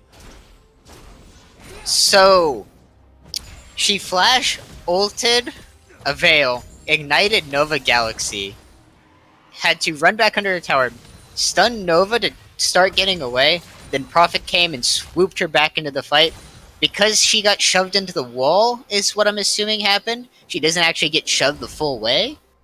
Yes, that's what it looked very awkward. That's exactly what I was thinking was going to happen there. Sometimes it's always like that weird situation where you just get stuck in the Azir wall and you can't move, and that's what kills you. But instead, I guess they fixed that and knocked it up here. Now, though, it looks like, as the Sion ulti comes down to get him back into lane here, Third World Democracy is actually being treated like a third world country and getting annihilated here by the First World EG. With the dragon spawning as well here, as I let that horrible pun just pass, it is another equality dragon as the Prophet looks to make a roam onto it, as now the teams begin to run away here, but there's Nova Galaxy as well, going to secure this second Earthdrake for them. Kha'Zix's top side, so it doesn't look like Third World's going to even bother contesting the second mountain other than an Ezreal ult. I don't think they could have contested it anyway, if they really wanted to. They can't, but... So, at this point, Baron is a very real possibility for EG. A very early real possibility here, as... I guess the one positive thing here, even if he's 0-2, this Cho'Gath has 6 feast stacks on him, meaning that maybe, just maybe, they could start to do something in the later game with him being unkillable here. Actually, Avail starting to get poked down here as their bot lane turret falls here as they try to get something back here. Nova Galaxy, though, still has the turrets here as the turret begins to warm up and starts to fire away. Takes almost half of the health here, and now Willie J gets caught out as well, and Willie J disappears. You need to watch where you're going here. Great job by them, and now it looks like the second turret bottom is falling here. Great little play there by Shuno and by EG. EG sees 3 people top lane, they have 4 people bot lane, they just set up a nice pick, transition it into a tier 2 tower, they look to just back, reset, maybe look to get profit at the blue buff, then look to set up there's vision. the hook onto Zarel, and there he goes down there again, the Thresh taking the kill from Shuno, but it doesn't really matter here as now the teams start to completely fall apart here. And now there's the flash knock up onto Doc here. Doc tries to get away here. Gets the dominate onto Doc though. There's the stopwatch being popped there. I guess that's going to be a shut. Oh, great little block there by Shuno to get away. As they continue to try to get away here, J-Rod is actually caught out as well. But Sion's trying to come save it here. There goes the Regis Glory stopped up. J-Rod's falling. But now here comes a very angry Sion looking to pick this team up. But he has no one around here. Can he get away too is the question. There goes the flash. It doesn't look like it as he's going to get turned into a zombie. And in reality, that could be the sign of a team just beginning to get a little bit too overconfident. So, for a second there, I was about to flame Shuno because he walked under the tower to start tanking for Nova, so that after he came out of his stopwatch, he would be not taking the tower and die. Then he left it. Then J-Rod managed to get in just in time before Nova Galaxy ended up dying to tower. And then J-Rod making the noble sacrifice to get both Shuno and Galaxy, who both have shutdowns, didn't want to hand those over, got them out safely, but then Vale just Sion ulting into the team and dying. Yeah, I mean, I guess that is the unfortunate thing here, as now Willie J looks to take control of his bot side jungle, but that's not where your priority focus needs to be here. In fact, it needs to be Baron, as J-Rod just begins to brazenly walk in here. Actually, J-Rod might be about to get caught out here, as Nova Galaxy, or Doom Lions now here, gonna knock him. And that's the end of the trade. Didn't quite hit J-Rod with the blast cone. It's fine. But yes, but you can't. Let's move on from that really quickly. I know what you're trying to say here. As now, I want to pay attention here to the Baron just getting absolutely shredded like you talked about with the 2 Earth Dragons and the Infernal. About to be fallen down uncontested here. Great job there by the 2-man Baron take. You get 4 soldiers out with the Azir double mountain. It's not gonna last that long. You can't be in the bot side jungle getting wards down there right now.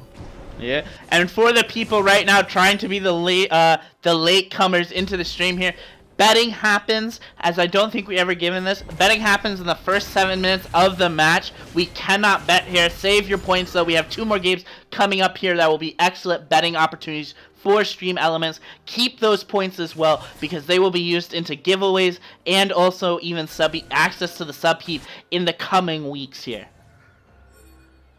Now, with the Baron being taken, sets up a pretty good opportunity just to start shredding these turrets here, and I think their EG is going to start looking hungrily for a fight here. Wow, Doc just tries to ult. We were talking about all that MR. Doc tries to ult the Azir, and it does. I think it actually healed him. I mean, you went for a Syndra combo that you kind of needed to be ahead for. You went with Q not on the target, E to stun them, throw the W, and then R. But you're 1-4 right now. Plus, you don't have any Magic Pen against the 2 MR items. You're not going to damage him. Yeah, that certainly is the case here. As we continue to watch here, Productional actually caught out, not caught out, but stepping up a little bit into a dangerous position here for J-Rod. As now the teams continue to look to try to siege up this turret here. I'm wondering if they're going to look to start splitting at some point. That would be a viable option here as well here. But it looks like they want to crack this inhibitor turret here as Ezreal just Astro shifts to get away here. Wow, 1 combo from a soldier here, and Doc's down to below half health here. That's kind of crazy considering he has 2 MR items. Azir does a lot of damage, especially when you have a Ludens, especially when you have an Infernal, especially when you have your Q and your W maxed. So, we can expect a lot of damage coming out. I was about to say, I want to see a Vale in a side lane so that he can split push, spread the Baron out a bit. J-Rod down here just buffing the minions to hit the inhibitor.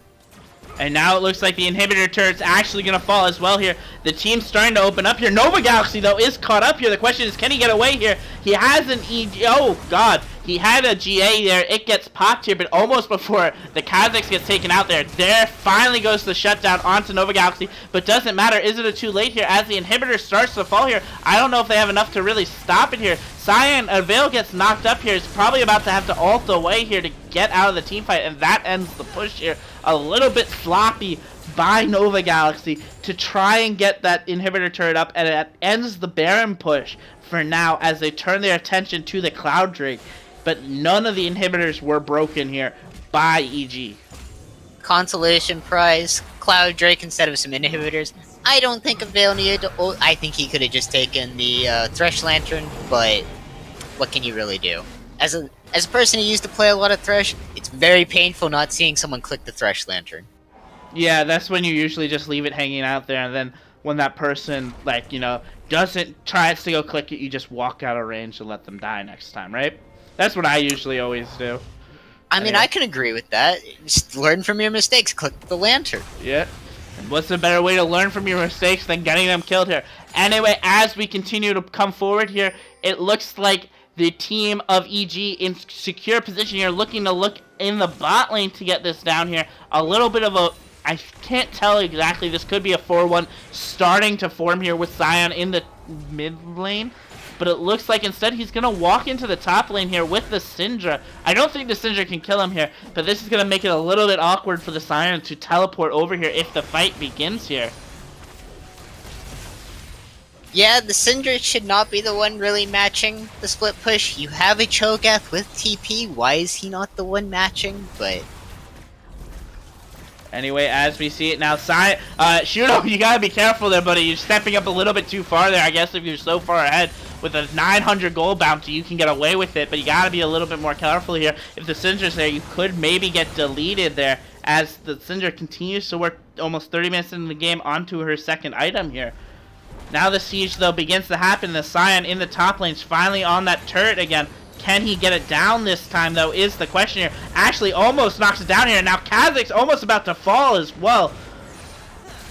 This is going to turn into a very high tense situation here as this inhibitor turret is about to fall. There goes the ult. Kazakh's actually having to flash away, but it doesn't matter here because the turret falls here. Kazakh's about to get soloed, and there goes the solo as now the rest of the team, Third World Democracy, tries to rotate over here with one man down, all three inhibitors up. This could spell the end for Third World Democracy chances in this game. turret falls to the AoE from the Scion ult. Just look to basically stranglehold them out of this game, just split them thin. They can't really do anything unless they 5-man engage on your...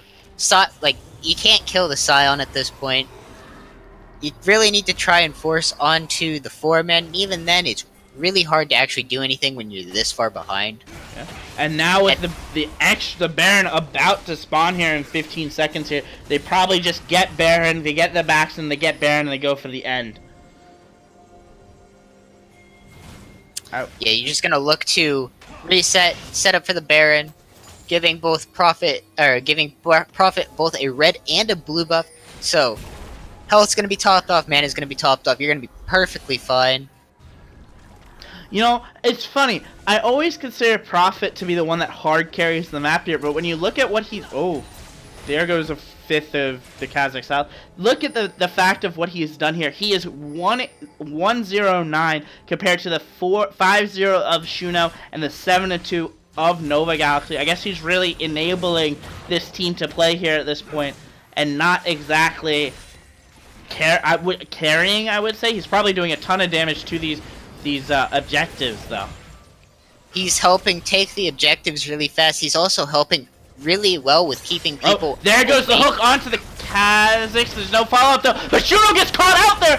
Shuno taking the land, but it doesn't matter here as Shuno falls down, and now Kazakhs gets to fall down. That's what we're talking about. Shuno sometimes decides to overextend here, but on the backside of this, it looks like Avail is about to get the first inhibitor of the game, as now the team has to run to try to stop this, but it doesn't matter. It's going to be too late here. The team of EG actually probably can two-main this Baron again because they've showed everything here, and now Avail gets to go out here. Doomline with his ultimate available. The question is, can he get there in time before the turret, before it gets taken here? is the major question. Flash Nom is up here. What is going to happen here in a couple seconds here? J-Rod actually gets poked out there, and Nova Galaxy as well, and they get to fend off the Baron for just the inhibitor.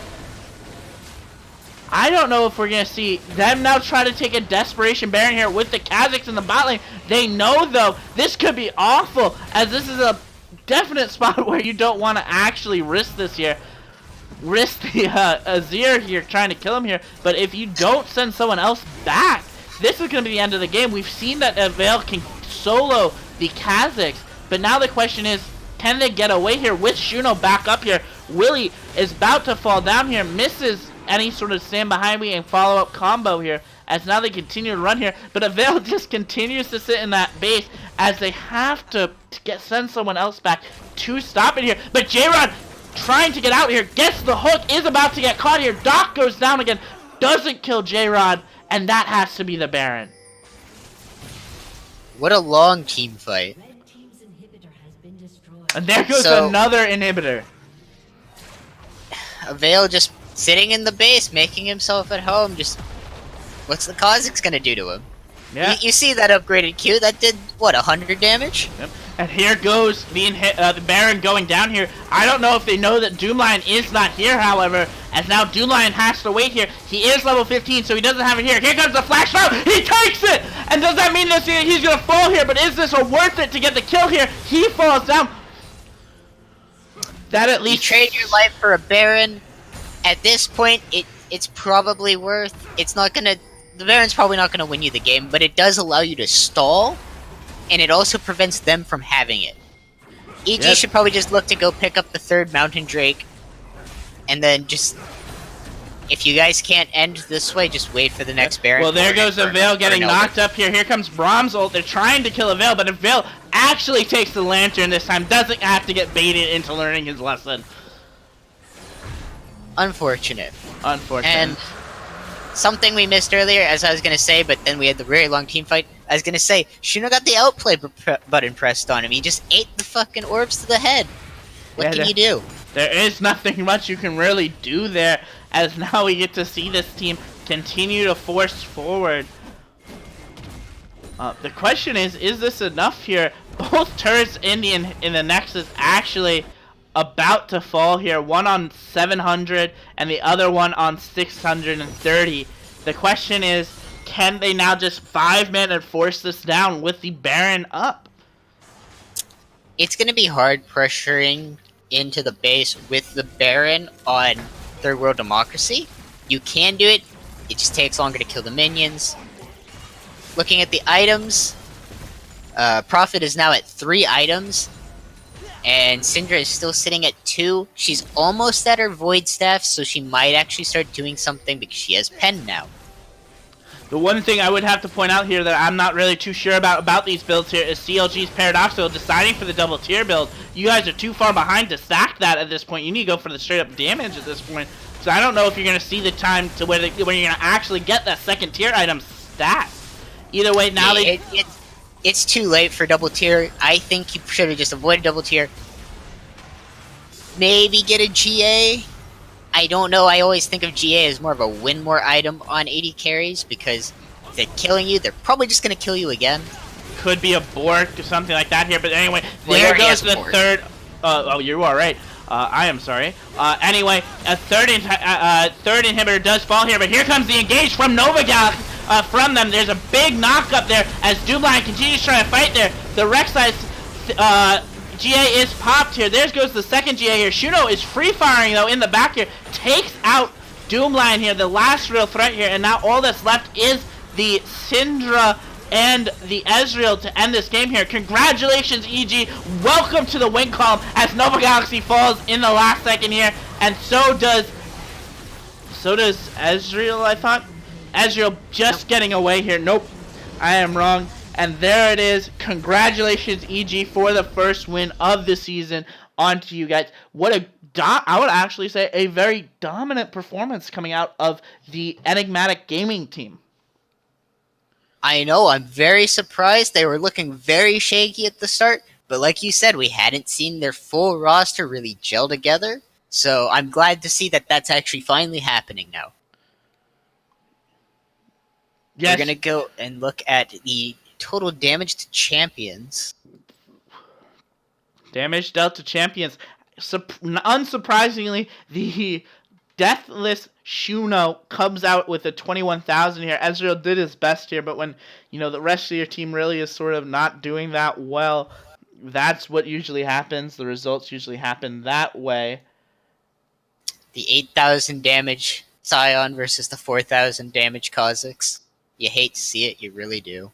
Yeah, that is certainly an unfortunate thing here. The Kazakhs just never really gotten going here. And I guess that's just really the reworks of the Sejuani, of the Rek'Sai, and of the Conqueror really, I guess, sort of push that matchup into the favor here. And I'm not even as, from what I know about the reworks here, that's not even the ends of the buffs for the Rek'Sai here. Anyway, before we head into the break really quickly here, let's take a look here quickly at the scores of the Vision.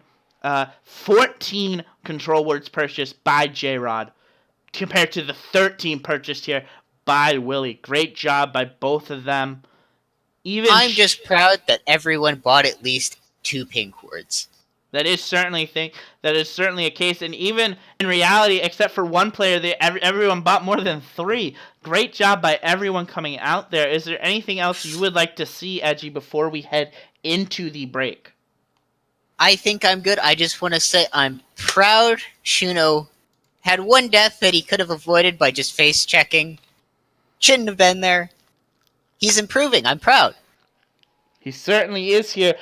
This is what we like to see here in Duo Esports. And with that, I am John Warhood, done for the night. And with me today, I will let him say his name himself so he doesn't get embarrassed or anything like that. Thank you. This is Eclipse / Edgy E-Girl / the Dark Sovereign. I will be seeing you guys another time.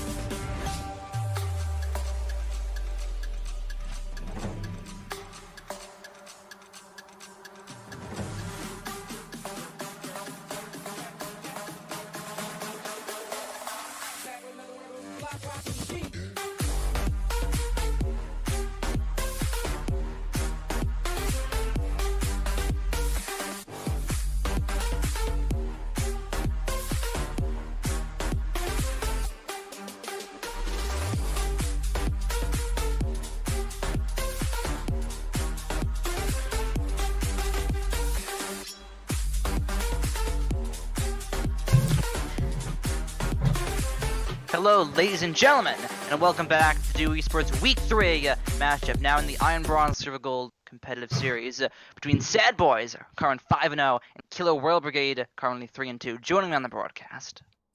Hey guys, Aurelius Zeno here, aka Doggo Coach. Today we're going to be having the showcase between Team Sad and Team Killer Whale Brigade, and it's going to be pretty intense. We're going to see if Killer Whale Brigade is finally going to pick up on the hint that maybe they should be taking away this Lux pick. Yeah, we've seen Datem Teratots have massive success on the Lux pick. I believe in almost all of their games, say Fight Club, she has gone the Lux and she has done incredibly well on it. It's become a bit of a meme right now. If you don't ban Lux, you probably lose the game against Sad Boys. So I'm going to assume you've done a little bit of research into these two teams.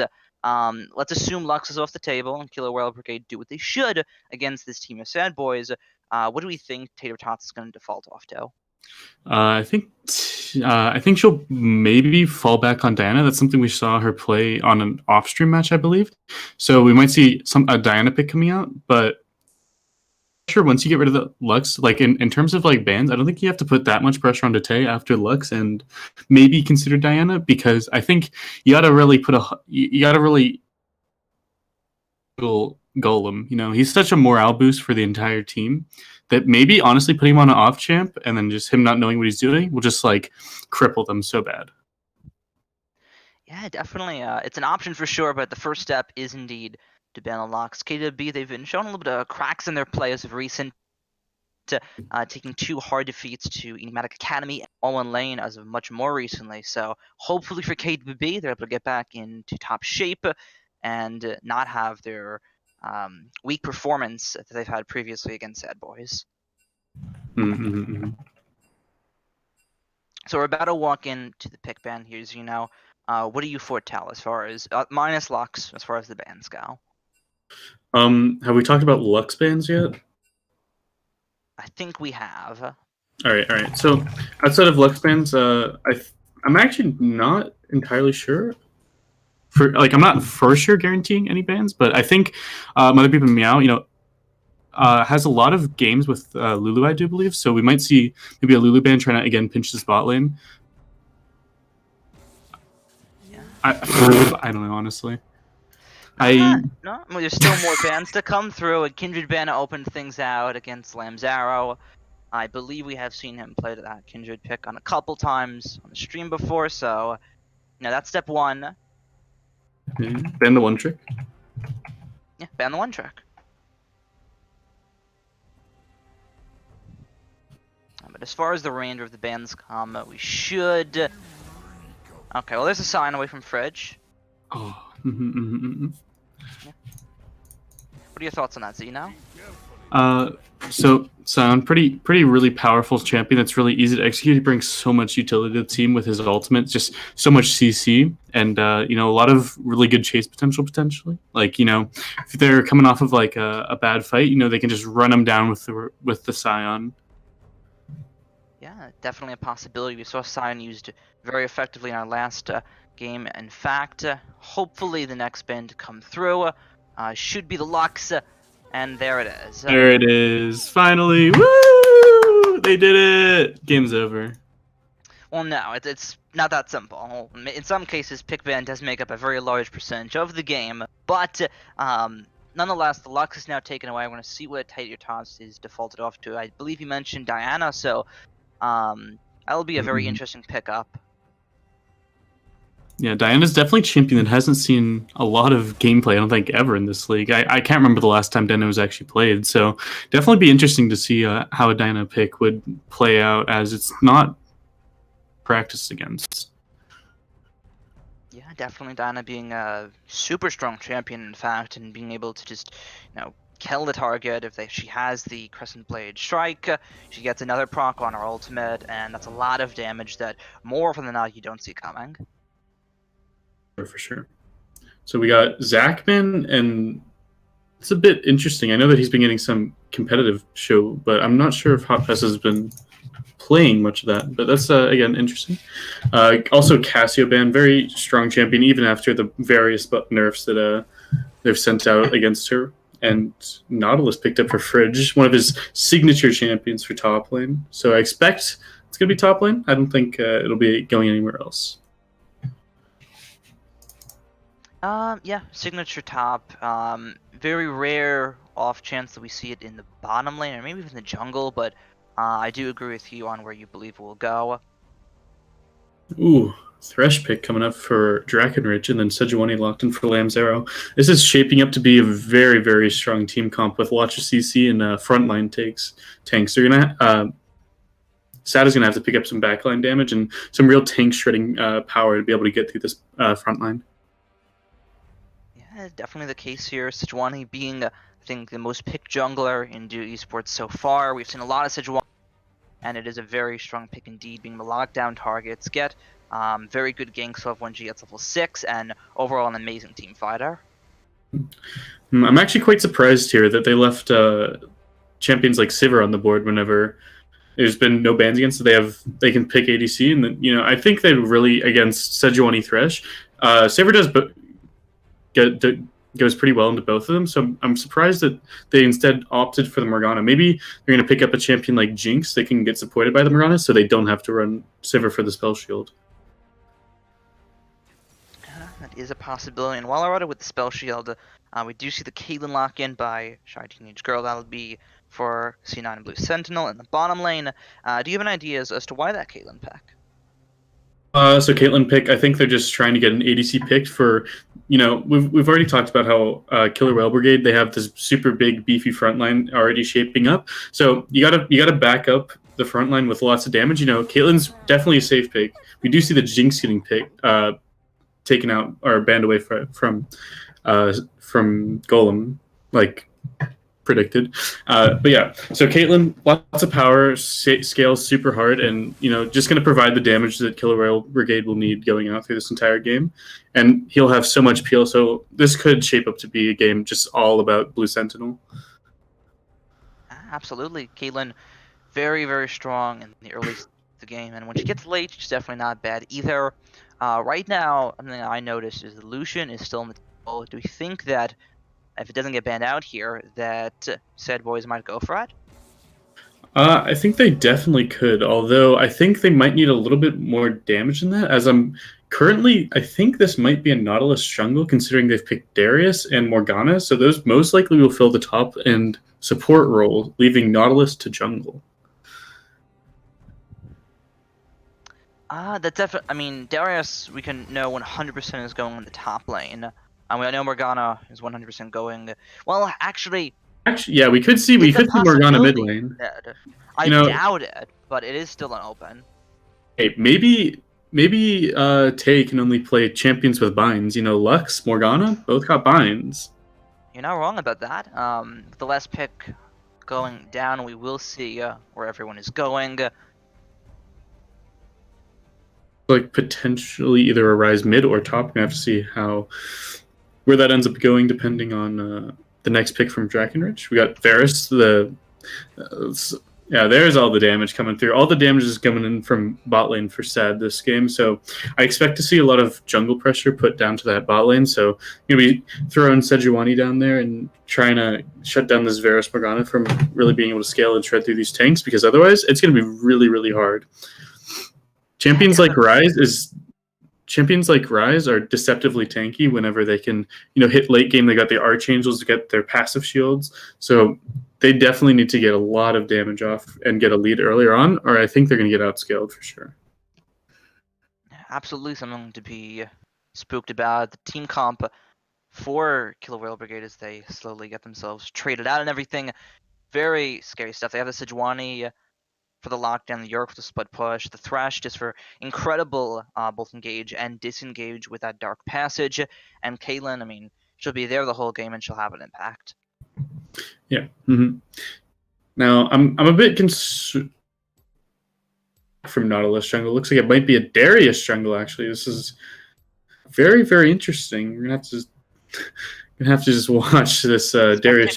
Spectator delay. I don't believe we see Darius jungle, and the answer is we are seeing Darius jungle. Yeah, that's a Darius jungle. Let's talk about top lane super quick, which Right. yeah. I don't believe Drakenrich. Looks like trading might be a little awkward in this game. But we know Yorick's going top lane.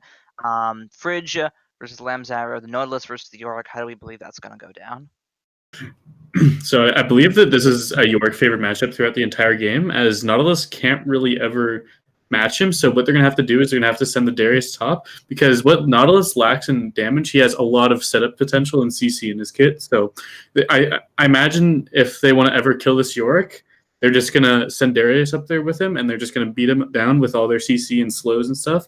But I don't think that's very likely. I think there's a very good chance that Sad's just going to say, hey, he's Nautilus. We just have him for CC. Let's just leave him up there, and he's going to do his thing, and let's just have Darius apply pressure everywhere else. Okay. So strictly with this Darius, I've never seen a Darius jungle in my life. At least I don't believe I have. But nonetheless, it's going up against Sejuani, one of the best junglers right now. How do we feel this is going to work? In this matchup, I think Sejuani might have the clear advantage just a little bit with her ability to clear AoE camps such as like Raptors and Krugs a little bit faster, I think. Although in the 1v1 matchup, Darius should beat Sejuani, at least early on, like levels 1 through 6. He should be pretty dominant before Sejuani is able to pick up any armor. So maybe we'll see an invade from Darius. And other than that, though, Darius needs to get some early stuff off, or Sejuani is going to outscale him with superior ganks and obviously becoming Sejuani just the massive frontline tank. Okay. So let's move down again. We're looking at most likely Rise versus Brand in mid lane. How do we feel about that one? Rise Brand, I think that's just a skill matchup. I don't think it's necessarily favored one way or the other, although we might see Rise. I believe Rise can shove in the wave a little bit faster, so we might see Rise making some TP plays across the map with Sejuani, maybe rotating to bot lane, trying to shut them down. But I think it'll actually be really interesting to see how it plays out, because I think both champions have like about equal range, maybe a little bit favored towards the Brand. So we'll just have to see how that one plays out. And last but not least, the bottom lane, Varus Morgana versus Caitlyn Thresh.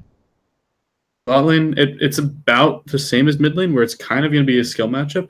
Basically, Morgana can counter the Thresh if she successfully black shields it, but Thresh also has the option to mind game the Morgana. But if the Morgana is good enough, she should be able to just, wait to see which target is going to hit and then black shield that target. But, we'll just have to see. If Thresh is able to mind game the Morgana and get a bind or a hook, they should just go down really quickly, as Caitlyn can just, put down a little cupcake trap, and then Thresh flays him into it, and it's just so much CC and it's so much damage, and it's really hard to not get killed by it. Yeah, definitely the case here. And last but not least, looking at both team comps as a whole, which one do you feel is superior and why? So looking at both team comps as a whole, I think Killer Well Brigade probably came out of the draft ahead. I think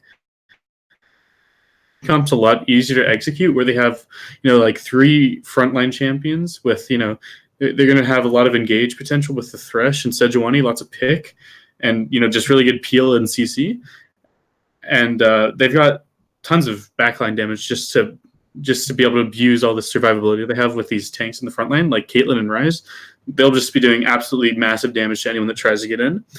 Meanwhile, looking at the side of Sad, they have Nautilus Predator, which not amazing. And basically, they've just got kind of one tank which can potentially like ult a backline target, but it's going to be really hard for Fridge to get backline access whenever he has to go through a Thresh and a Sejuani. So I think it's going to be definitely a challenge for Sad to be able to snowball their lead against Killer Whale Brigade. But if they can manage to do it, maybe get a flank or so, it's winnable. But they definitely have the odds against them starting this game out, at least. Okay. My only concern as far as KW goes, I definitely agree. Their comp's not bad. It's really strong. They have an incredible late game. They have a solid split push, solid sieging. I don't really see any main highlight weaknesses in it. They have a tank. They have a bruiser. They have everything you need. They're not a lot of wave clear. Caitlyn does the job good, and they have enough pressure with the Thresh as well to zone people off. My only concern with KWB is that players aren't in their role. This is probably an error in trading or something, but Shooter Beach generally is playing top lane for KWB, even though I know that he can support. Lamzo is doing the AD carry, now the top laner, and the mid lane is playing AD carry. So just a couple, maybe last second, we don't own this champion kind of deal. But it does look like some players aren't in their main roles. Interesting. So I suppose, given that they're maybe off-rolling, I'm not sure if it's intentional or not, but if they are off-roll, it'll definitely be a little bit harder. But, I mean, no one can say for sure. The team comp still by pure champions versus champions in the side of Killer Whale Brigade. Mm-hmm. But again, just going back to what I was talking about earlier with bot lane, I think bot lane will be basically what decides this game. If either bot lane gets ahead, it's going to be really, really hard for them to get back into the game. Yeah, definitely agree with you, Caitlyn. Putting down some traps, a little friskily against a Morgana, but she'll be fine in doing so. Looking at, as far as raw 5-on-5 team fights go, where do you think that Sad Boys, kind of thrive, and what kind of fight are the Sad Boys looking for? I think the fights that Sad Boys are going to be looking for is they're going to be looking for mid-game fights, like skirmishes around Dragon or maybe Rift Herald. They really thrive in these kind of like chaotic environments where they have the Darius, so they got the Brand, which really they're able to punish disorganized teams a lot. So I think they'll have the best luck finding those disorganized fights in like mid-game. But after that point, it's going to be really, really hard to find these disorganized fights whenever everyone's running around in fives. Yeah. Definitely the case here. They have a lot of area of effect on their team with the Morgana, with the Varus, with the Brand. Even Nautilus himself, mainly signaling target damage, but his abilities do area of effect. So, bit of a skirmish, maybe even a choke point would be pretty good for Sad Boys if they're able to get to that stage of the game. Yeah, definitely fighting in the jungle. Is they got Brand, they got Morgana, lots of champions that like people being clumped up for them to hit the soul shackles or the Brand ult. I'm not sure what that's called. Pyroclasm. It's such an edgy name. Do you think it's edgy? I don't know. I mean, we did just have, so maybe not. Either way, that is the name of Brand Ultimate. Very impactful. Dish out so much damage over a very large period. Did you know that Varus actually got buffed for this patch because of a bug fix? A hot fix? Yes, I do. Fix, not a hot fix, a bug fix. Okay, bug fix. All right. Do tell us of those Varus bug fixes. What Varus was actually doing in a couple of patches in a row without being fixed was his W scaling. Basically, that's whenever you proc your blight stacks, I believe they're called, you do percentage magic damage. And what was happening was that actually, as you leveled up the ability, was not increasing. So now, leveling up the ability indeed increases the rate at which you do percent health damage. We got Drakenridge coming mid. Goes for the Tater instantly flashes. Blue Sentinel also flashing in, trying to get some damage here. Drakenridge goes back in, but this gang's going nowhere. Sentinel very low on HP. Ooh, not quite on the same page with Sentinel flashing forward for the root, but Sejuani not really following up, not quite communicated as well as they would have liked, I imagine. Yeah, a little scrawny on that one out of KWB, as you said. Not everyone on the same page there. Shy Teenage Girl from Blue Sentinel, I should say, was on a couple pages ahead. Yeah, for sure. Some very interesting map movements from Darius. I believe Darius might have just pushed Sejuani off of her Krugs, and he's just taking them now. Yeah, a little bit of action in the mid lane. Sentinel taken low from that one. Does indeed have to back on the rise.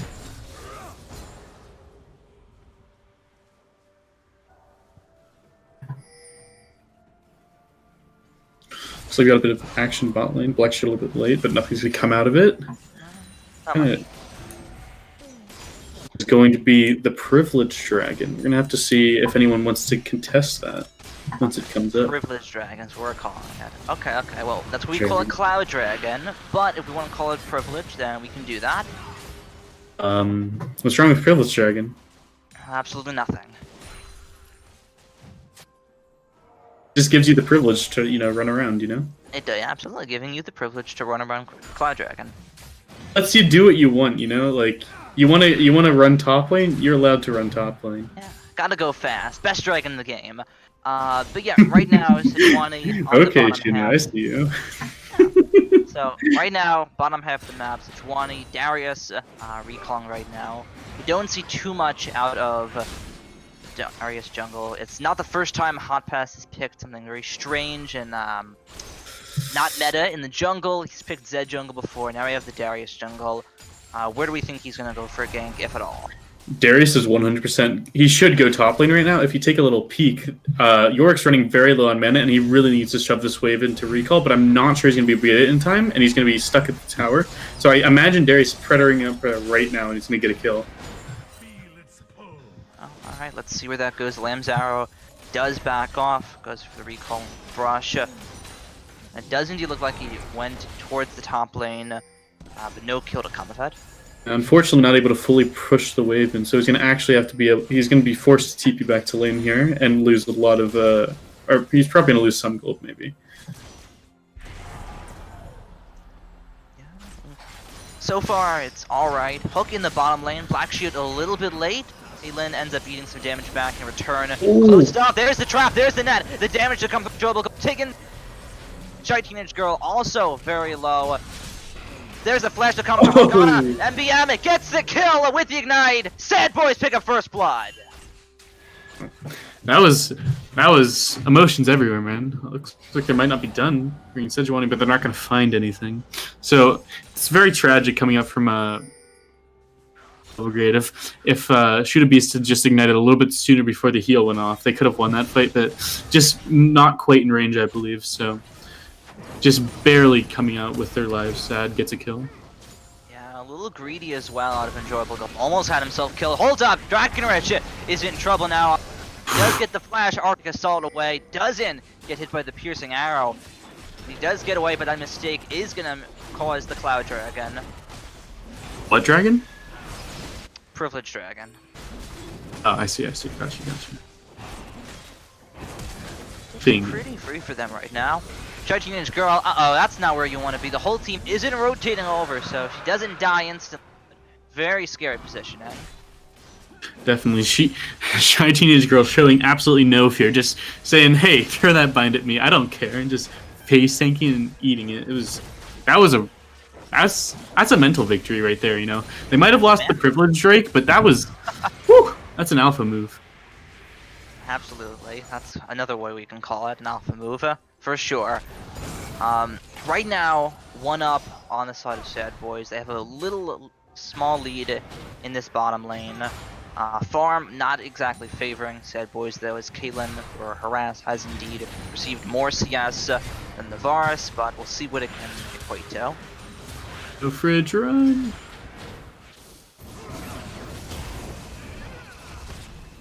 The whole trick behind top lane is you have to wait for when they're both below 50% HP, and then they start doing something. Otherwise, it's not an ult. Alright, my bad. Now, I think Lamzare might have been able to punish a little bit harder as he procced the Conqueror. Fridge out of abilities, but, it's okay. Yeah. So we got Darius invade on the Sejuani, but they see it, and the Rise is rotating up. This might be some trouble for the level 5 Hot Pass. Might be. Hot Pass. Could be in trouble here. Drakenrich. There's the Thresh. Shoot a Beast over the wall. There's the hook. There's the damage. Drakenrich taken low, but so is Hot Pass. And he down 3 numbers of KW. The hook misses out of Fridge, and he's going to go down on this one. A double kill for Blue Sentinel. Hot Pass just being a little bit too aggressive, just running in, not knowing that it's warded, and they just easy collapse. Caitlyn might be a little caught out here in the bottom lane. Does end up taking the ultimate out of Varus. Chain Corruption doing its work. NBM goes golden. But Caitlyn does manage to escape. we're talking about mental victories before. That was a mental victory right there. Just using the stopwatch. Hey, I don't need this, man. Absolutely. A true alpha move to come out of Mother Beepy Meow. Stopwatch not gone to most effective use.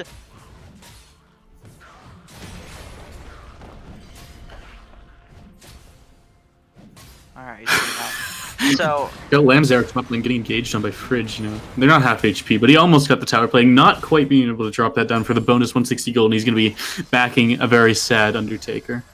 yeah, sad Undertaker indeed. Right now, only 3 kills 10 minutes in. A little short for IBSG. Where do you think we'll see the next one? Next one? The next kill? Yes. The next kill? Next kill is going to be bot lane off of this rotate from Tay. Sick bind, and they're going to die. Uh-oh, Shy Teenage Girl. Maybe the face check, but Tay's auto-taking the ward! No! What are you doing? Okay. So you should have been correct, but you were incorrect.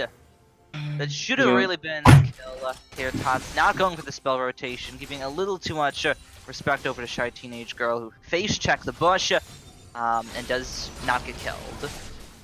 Well, got the ace and hold coming up, and Golem's just going to block it. Committing to this rotation with Darius now coming down as well, with Fridge rotating to cover mid lane. They call it out, Lantern, and nothing is going to come of it. Very nice stuff. The Lantern to safety. Hot Pass with the Ghost doesn't get anything on towards this one, or is he? He finishes! Alright, gets the dunk down. Hot Pass ignites ticking. He's burning down, but he's still as hot as can be, and he's going to get out. Wow, that's another alpha move. You know, they know that Thresh has flash, and they know that Caitlyn has heal. He does not care. He's flashing for those. They drop the Pyroclasm, and it just bounces between them so fast, and they're just gone. However, Lamb's Arrow, with no one top lane, is able to pick up another 2 turret platings, and he's now up quite a bit gold on Fridge, almost 700 now. Fridge definitely not in the gold lead top lane matchup so far, but yeah, that was a poggers play out of Lamb's ARA, or Darius Hot Pass, just went for the play. The Lantern already got them out. You'd assume, okay, Lantern, you're at your turret, you're safe, you're not going to get killed, but that's not how it went down at all. They went for the flash comprehend. Now in the bottom lane, hook on towards Enjoyable Golem. He's taken very low with the headshots on towards this one. NVM also forced to back out. Yeah, both teams definitely showing their willingness to go super aggressive here without hesitation. You know, Darius flashing in, Thresh going for the hooks. There is no hesitation from these teams to make a play. They really both want this win. Absolutely the case here. On Tay missing the glacial play. Oh no, okay. Tot's in a little bit of trouble here. The ultimate from Sejuani not quite left, but the stun afterward does, and this flash in from Cloud9 Blue Sentinel will get the next kill. Now Fridge might be in trouble in this top lane here. He's got the shield on, but it's going to wear out quickly, and takes the shovel away. Lamb's Arrow with some good damage. Mrs. Glacial Prison still gets kill. Feels Sejuani, man. Yeah, I mean, as you mentioned, one of the strongest junglers right now. A little bit of a duke out on the top lane again. Fridge going for this kill on a Lamb's Arrow. He's got the wall to his advantage, but Fridge taking low. There's the flash. Oh, I do question whether Lamb's Arrow could have flashed forward there and got the last hit on Fridge there, but just both not willing to take the risk and potentially throw a lead, so they're just both going to handshake back off, with Lamb's Arrow taking a little bit of a lead off of that by crashing a minion wave. Actually, he's probably going to get 2 here.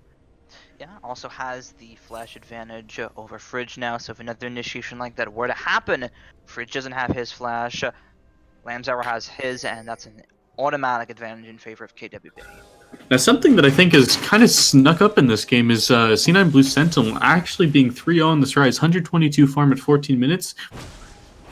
Gold on 2 Rise, and if he's able to play this properly, they're gonna have so much backline damage for this Sejuani Thresh comp.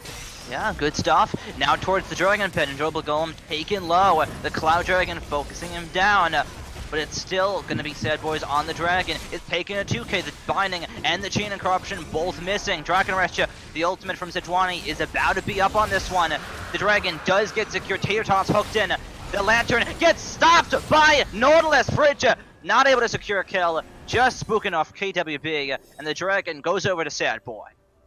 No, I may be mistaken, but I think you might be a little bit behind in the broadcast or in the replay.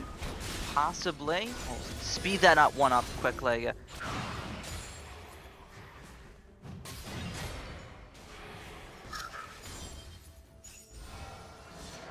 My mistake. It appears that I'm 3 seconds ahead. Yeah, definitely a possibility down this bottom lane. A little bit of damage coming through. NVR taken low. There's the apprehend. They're looking for the kill. Enjoyable Golem does greed to secure the kill in the long run. Shooter Beast taken low, but not taken out. And that's going beautifully for KWB. They got 4 people down here. They're gonna take this bot tower with ease and secure the first or the second brick, I suppose. First brick already going down to York top lane. Didn't even realize. That's gonna be a huge swing in the gold going over to Killer Whale, to Killer Whale Brigade with a 5,000 gold lead after that play at only 15 minutes. Yeah, very good stuff coming in from KWB. When in doubt, abbreviation goes out. So very nice stuff. Now 4-0 on this Rise pick. Yeah, he's been an absolute monster so far this entire game, and it looks like he has no interest in slowing down anytime soon. He just keeps barreling through sad. Absolutely, and we started to talk in the pick, man, what happens when Tater Tot doesn't get locks. So far, not as impactful as Blue Sentinel, that's for sure, and on the brand pick, 99 CS, 16 minutes in, 1-1-0. Not bad, but it's not the same level of her locks. Yeah, for sure, for sure. Rotation unanswered by by Killer Whale Brigade. You're going to be picking up the Rift Herald practically for free. The only thing that might be traded is 4 people bot lane for a bot lane turret, but they might just rotate here and they're going to trade mid turret for bot turret. Yeah, a little questionable to give up the mid turret. Some members said boys are trying to respond to this one. Does look like the turret going down over. Hoppa's actually flashing, knowing the turret might kill him. Does indeed get out. Shy Teenage Girl! Ooh! What in the world? Drakenrich actually getting the Rift Herald cancelled. So unable to drop the Rift Herald and maybe get the second tower, so they're going to have to back off here. Alright. Oh, Drakenrich in a bit of trouble here. Gets taken low. Focused down by the members of Sad Boys. Chain of Corruption doesn't land onto its target, and he is able to escape. Indeed, indeed. Alright, so... Goodness gracious. So minus Drakenrich almost getting killed, which, you know, normal caught out. Hot Pass and Enjoyable, or Shiny Teenage Girl, both of which almost died to the turret.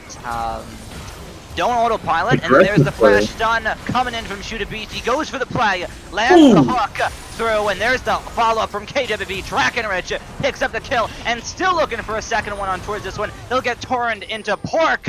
ASAP, NBM picks up that kill. Now Lamzaro gets the kill through the flash, and KWB still looking for more. Shooter Beast, there's the hook. Landorn towards NBM, that's another kill. Yeah, and looks like they were not satisfied without getting that tower, so they go and they get another 3 kills, and they're going to look again to this mid tower. That they will, they're going to rotate. I lied, actually. They're not rotate. Sorry, you can go. No, it's fine. You're not wrong. They're going towards the top turret here. They should get some damage on it, but hopefully for them they don't overextend. Shy Teenage Girl very low on this one. Ideally, 25% AD carry gets hooked in. Fridge land the hook, and that's going to be a kill to come through. Still looking for more. There's the passive on a Shooter Beast. He's going to be going down on this one. Fridge just took them down to the depths. Damn. This is definitely very worrying for Killer Whale Brigade, as they just lost a fight around the top side of the map, so they're going to lose a lot of vision around Baron here, I imagine, coming up in only a minute. So this could be this is definitely not where Killer Whale Brigade wants to be. They're going to lose tower, and they're going to lose vision around Baron. Yeah, definitely, and as you said, that tower's going to go down. That's the first one of the Sad Boys, so thankfully they're able to pick up something on the turret, score for themselves. For sure. However, on the other side of the map, we got KWB taking the Dragon. Oh no, Caitlyn gets caught out again! Caitlyn, very interesting positioning, playing a bit too forward. Yeah, bit's definitely one way to put it. You have to be very careful of Nautilus whenever he is around. You're just able to land one Q, you're automatically dead between stun, the passive, the ultimate. There's more than enough crowd control to keep you locked down.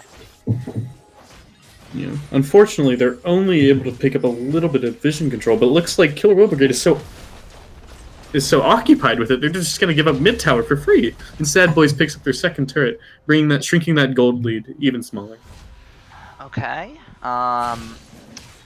Didn't get anything out of that. So advantages for Sad Boys is that they have Caitlyn on their team. So 5 deaths, I don't believe, is where stop. Additionally, they've gotten 2 turrets in the past, 3 minutes? So good stuff for them, and they do indeed have the Dragon advantage, but they're still down in gold by a hefty 6k. Yeah, for sure. It's definitely an uphill battle here, but it's definitely a lot closer than it was 3 minutes ago. Absolutely, and looking at KWB, they still do have the gold lead, but how do the fights have to play out for them? Because so far, something's not working. KWB really just, they need to just, they need to play it slow. I think they got a little bit ahead of themselves in these past couple fights. They need to say, hey, Caitlyn, just stand behind our Yorick and Sejuani and Thresh. Let them do all the work for you. You just right-click them. And they should be good there. As long as they don't keep letting Caitlyn get caught out, I think they should just steamroll these fights with all the power and damage coming out from Blue Sentinel's rise. Yeah, 100%. Rise playing a massive role in this fight. Now having the Banshee's Veil for himself, so any incoming crowd control, such as Morgana binding, Varus ultimate, he will be able to block. The hook goes through, Shoot a Beast doesn't go in on it, and it's just a little bit. Now, something interesting. Sad Boys actually really need to force a fight soon because Fridge made maybe a map misplay. He's actually not bot lane. Uh-oh, Caitlyn once again gets hooked in. Terratots goes down in an instant, but Drakenred still trying to get something off in this. No, massively. That's a triple kill coming in for Hot Pass. Wow. And just absolutely tearing them apart. Lamb's ARA deciding to TP and not being able to cancel it and continue bot lane. So we're going to have to see if he can do anything here. But it's not looking too good for Killer Whale Brigade. Possible, that's for sure. But he's going to have to play his very meticulous. Oh, look at that damage coming out. He's got 1 kill. He's looking for a second. NBM goes down. That's a double kill for Yorick. The slow on to enjoyable golem. Varus has no flash. That's going to be a triple kill. 1v3 for Lamb's ARA. Forget what I said.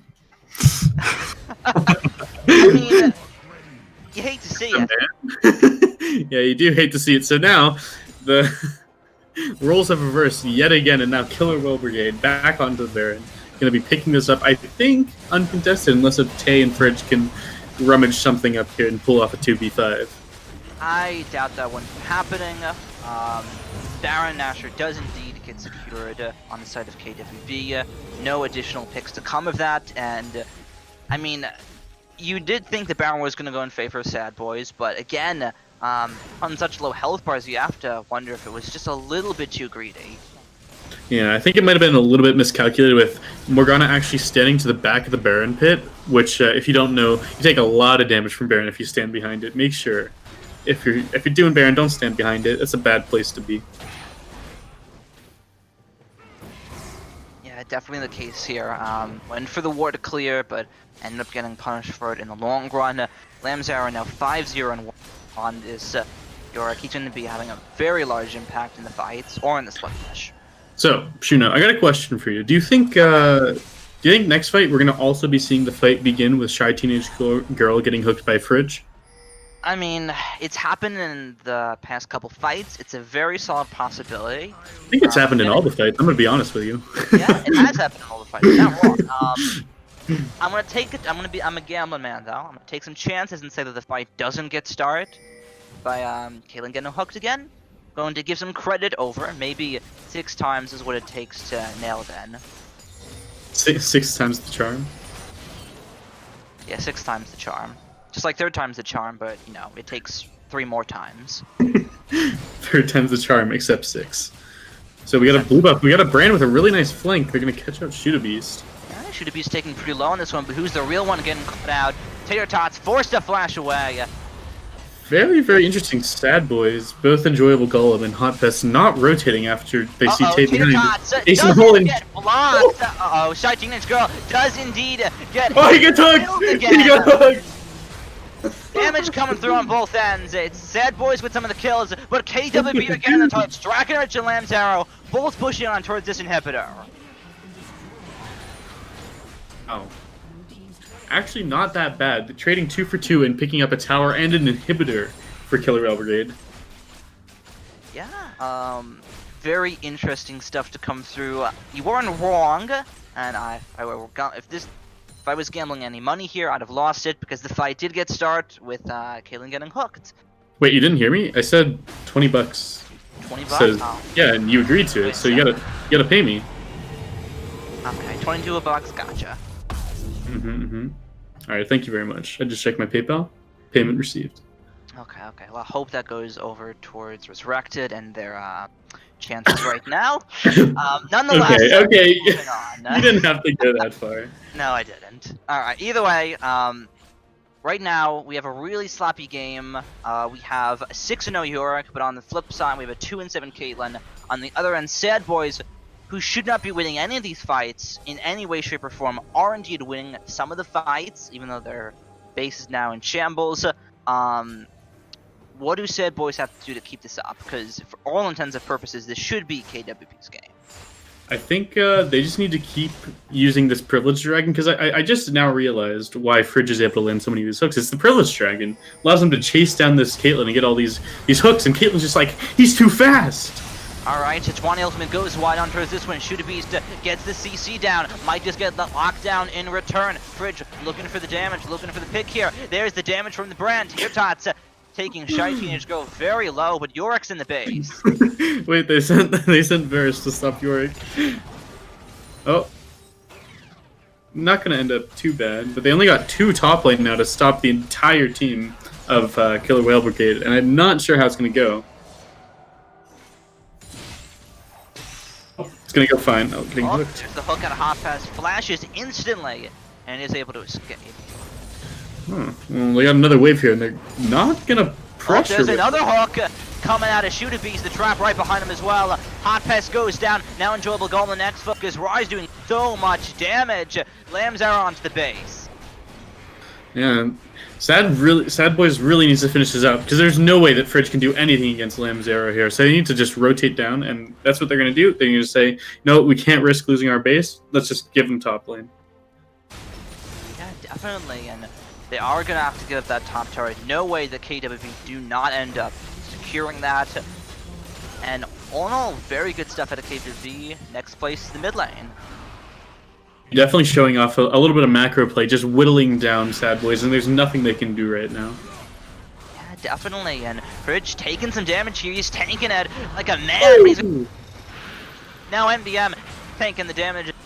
Will she go down? Yes, she will. That's a double kill coming in for Lamb's Arrow. Now looking on to his next focus. A 2v1. Can he survive this one? The 3v1 to come through. The G8 does get popped. The rest of KWB are around the corner here. Enjoyable Golem taken low from this one. Will he get taken down? No. Drakenrich goes down instead. Now Lamb's Arrow will finally fall. Blue Sentinel on the next focus. It's a 1-for-1. And now a 2 versus 2 between KWB and the Sad Boys. To pick up the second inhibitor, and they might just say, you know what, let's not risk it, and just get the triple inhib and wait for Baron to respawn in 22 seconds. Yeah, definitely a possibility for them, but the base is now broken. It's in shambles. That 3rd inhibitor very may well go down. Playing a little frisky if they want to get it. Yeah. Looks like, oh, he's gonna get hooked, he's gonna get hooked. Oh, no! Off dodges the hook, Shoot-a-Beast taking the damage, but Shoot is gonna go down. The best that can happen is for Caitlyn to escape. So sad. He didn't get hooked. It was a That's close a shame. one. Boys able to retain their last inhibitor, not losing that one quite. However, Baron's on the map, and other than Shooter Beast, all of Killer Whale Brigade is up. So I think they might just look to this and say, hey, they got 2 inhibs down. They have to have people there to defend it. So let's just get this thing. Definitely, and Looks like Baron Asher. actually they're opting to 2-man it, sending Rise to get blue buff and York to bot lane. Yeah, from the looks of it, I mean, this is going to be a very slow Baron take. You're looking at Caitlyn with only 1 attack speed item. Sejuani, like, alright. Boys, I don't know about this. York's backdooring. They're backdooring it. Oh, They have to get back. here They're we gonna go. stop Yeah, the backdoor port. coming in from York. Can they stop the ports in time? Gonna be Lamzaro looking for this one. Hotpest taken very low and does go down. Lamzaro, that's a 1-2 easy sweep out of KWB.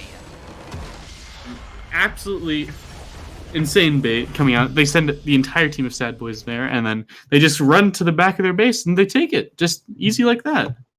It was a bait all along. Great stuff to come out of Kill Royal Brigade.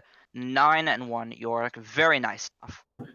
Yeah, for sure. Lamzaro are definitely showing, even though that's not his main role, that he knows what he's doing on York. Yeah, absolutely. We questioned the role switcheroo out of KWB, and it seems to have worked out wonders for them. Yeah, maybe next week this will be their main roster. And just be like, hey, this works, so let's just do this instead now. Yeah, absolutely the case here. So, let's look at some of those stats. Oh, yes, I love looking at stats. So, as expected, Lamzaro doing 19,000 damage, most in the game. Surprisingly, actually not out-damaging Caitlyn by that much, only 1,000. Yeah, definitely. Highest damage going over to that York. Surprisingly, I'm double-checking here, but no one in the game dealing at 20,000 damage. You would be correct. I'm looking at numbers, and I'm not seeing a 2 anywhere. No, I'm not either. So, very low damage game where I'd have expected Caitlyn to do a little bit more, but maybe those 7 deaths whittled down the damage. Nonetheless, still very good stuff out of KWB. Let us go down to the vision. And it looks like everyone has bought a control ward. Ooh, don't we love control wards here? They're definitely how you win games. There's no other way to win games. You just buy control wards and you win. Yeah, I mean, look, 10 wards on the mid lane. That's impressive. That is very impressive. It sounds like a waste of gold also. Is that like blasphemy? Yeah, I mean, it could be. It's very good stuff. Okay. You can do math, right? How many? That's 750 gold on control words on your main carry. Yeah, that's definitely investing into vision. KWB investing into the right things, investing into victory. Oh yeah, they're just investing into the victory, and that's what they're doing. Yeah, investing into victory, taking down the once undefeated Sad Boys. But we'll be right back at ya as we have one more match between Evolution Esports and Active Rush Academy. Right back at ya.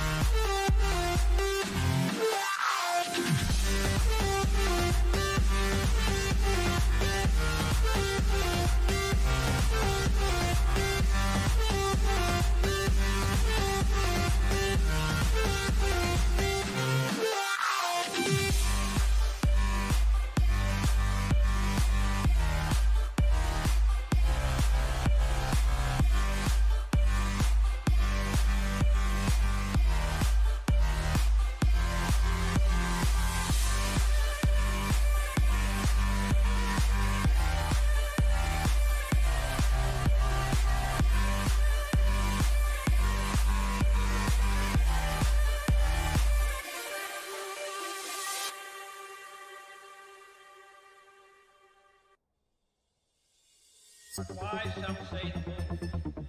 Why choose this as our goal? And they may well ask, why climb the highest mountain? Why 35 years ago, fly the Atlantic? We choose to go to the moon.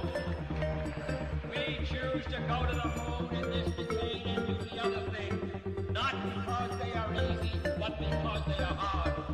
Because that goal will serve to organize and measure the best of our energies and skills. Because that challenge is one that we're willing to accept, one we are willing to postpone, and one we intend to win.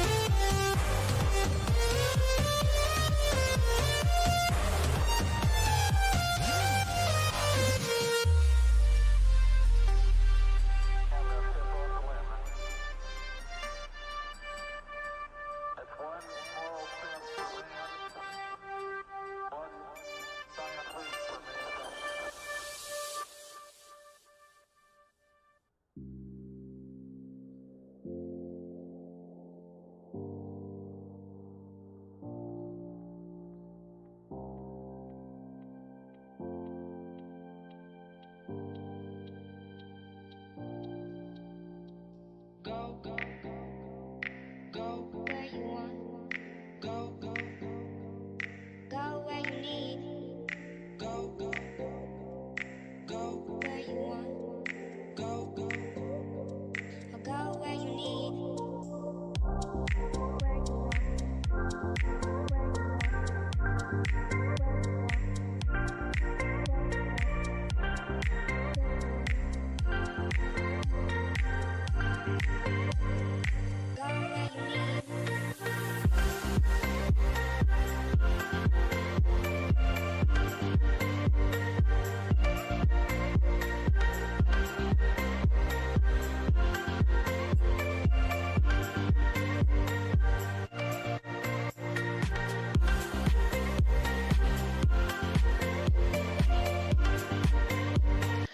And welcome back for the final game of the tonight. I am John Warhood, your play-by-play caster for tonight. Unfortunately, in this final matchup, our normal play-by-play caster, Blaze Shuno, is a little bit too happy over the victory that he got today earlier in against Third World Democracy. So now we will get myself and Rutledge is Beast coming in a couple of minutes after he does Active Rush Academy's draft.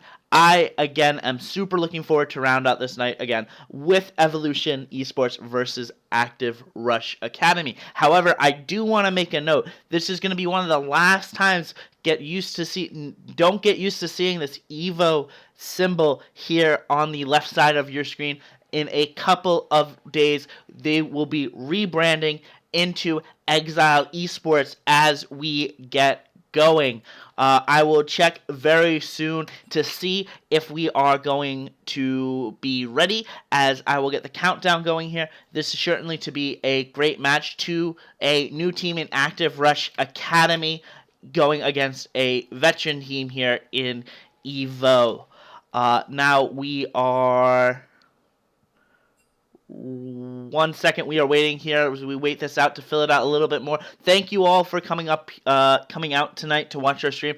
Again, let me just give a couple shout outs here from the subs we've had this past weekend, this past week. It is going to be great. First off, let me start off with Super Hot Ban, or Shy Teenage Girl. I don't even know what his name is. I'm not going to lie, or her name is. We are going to see this is going to be a very interesting game coming out here. Side Teenage Girl, we just saw them play again. A little bit of the int going on there in the bot lane with the Caitlyn pick, but we will definitely be seeing what is happening here. Anyway, as we get going,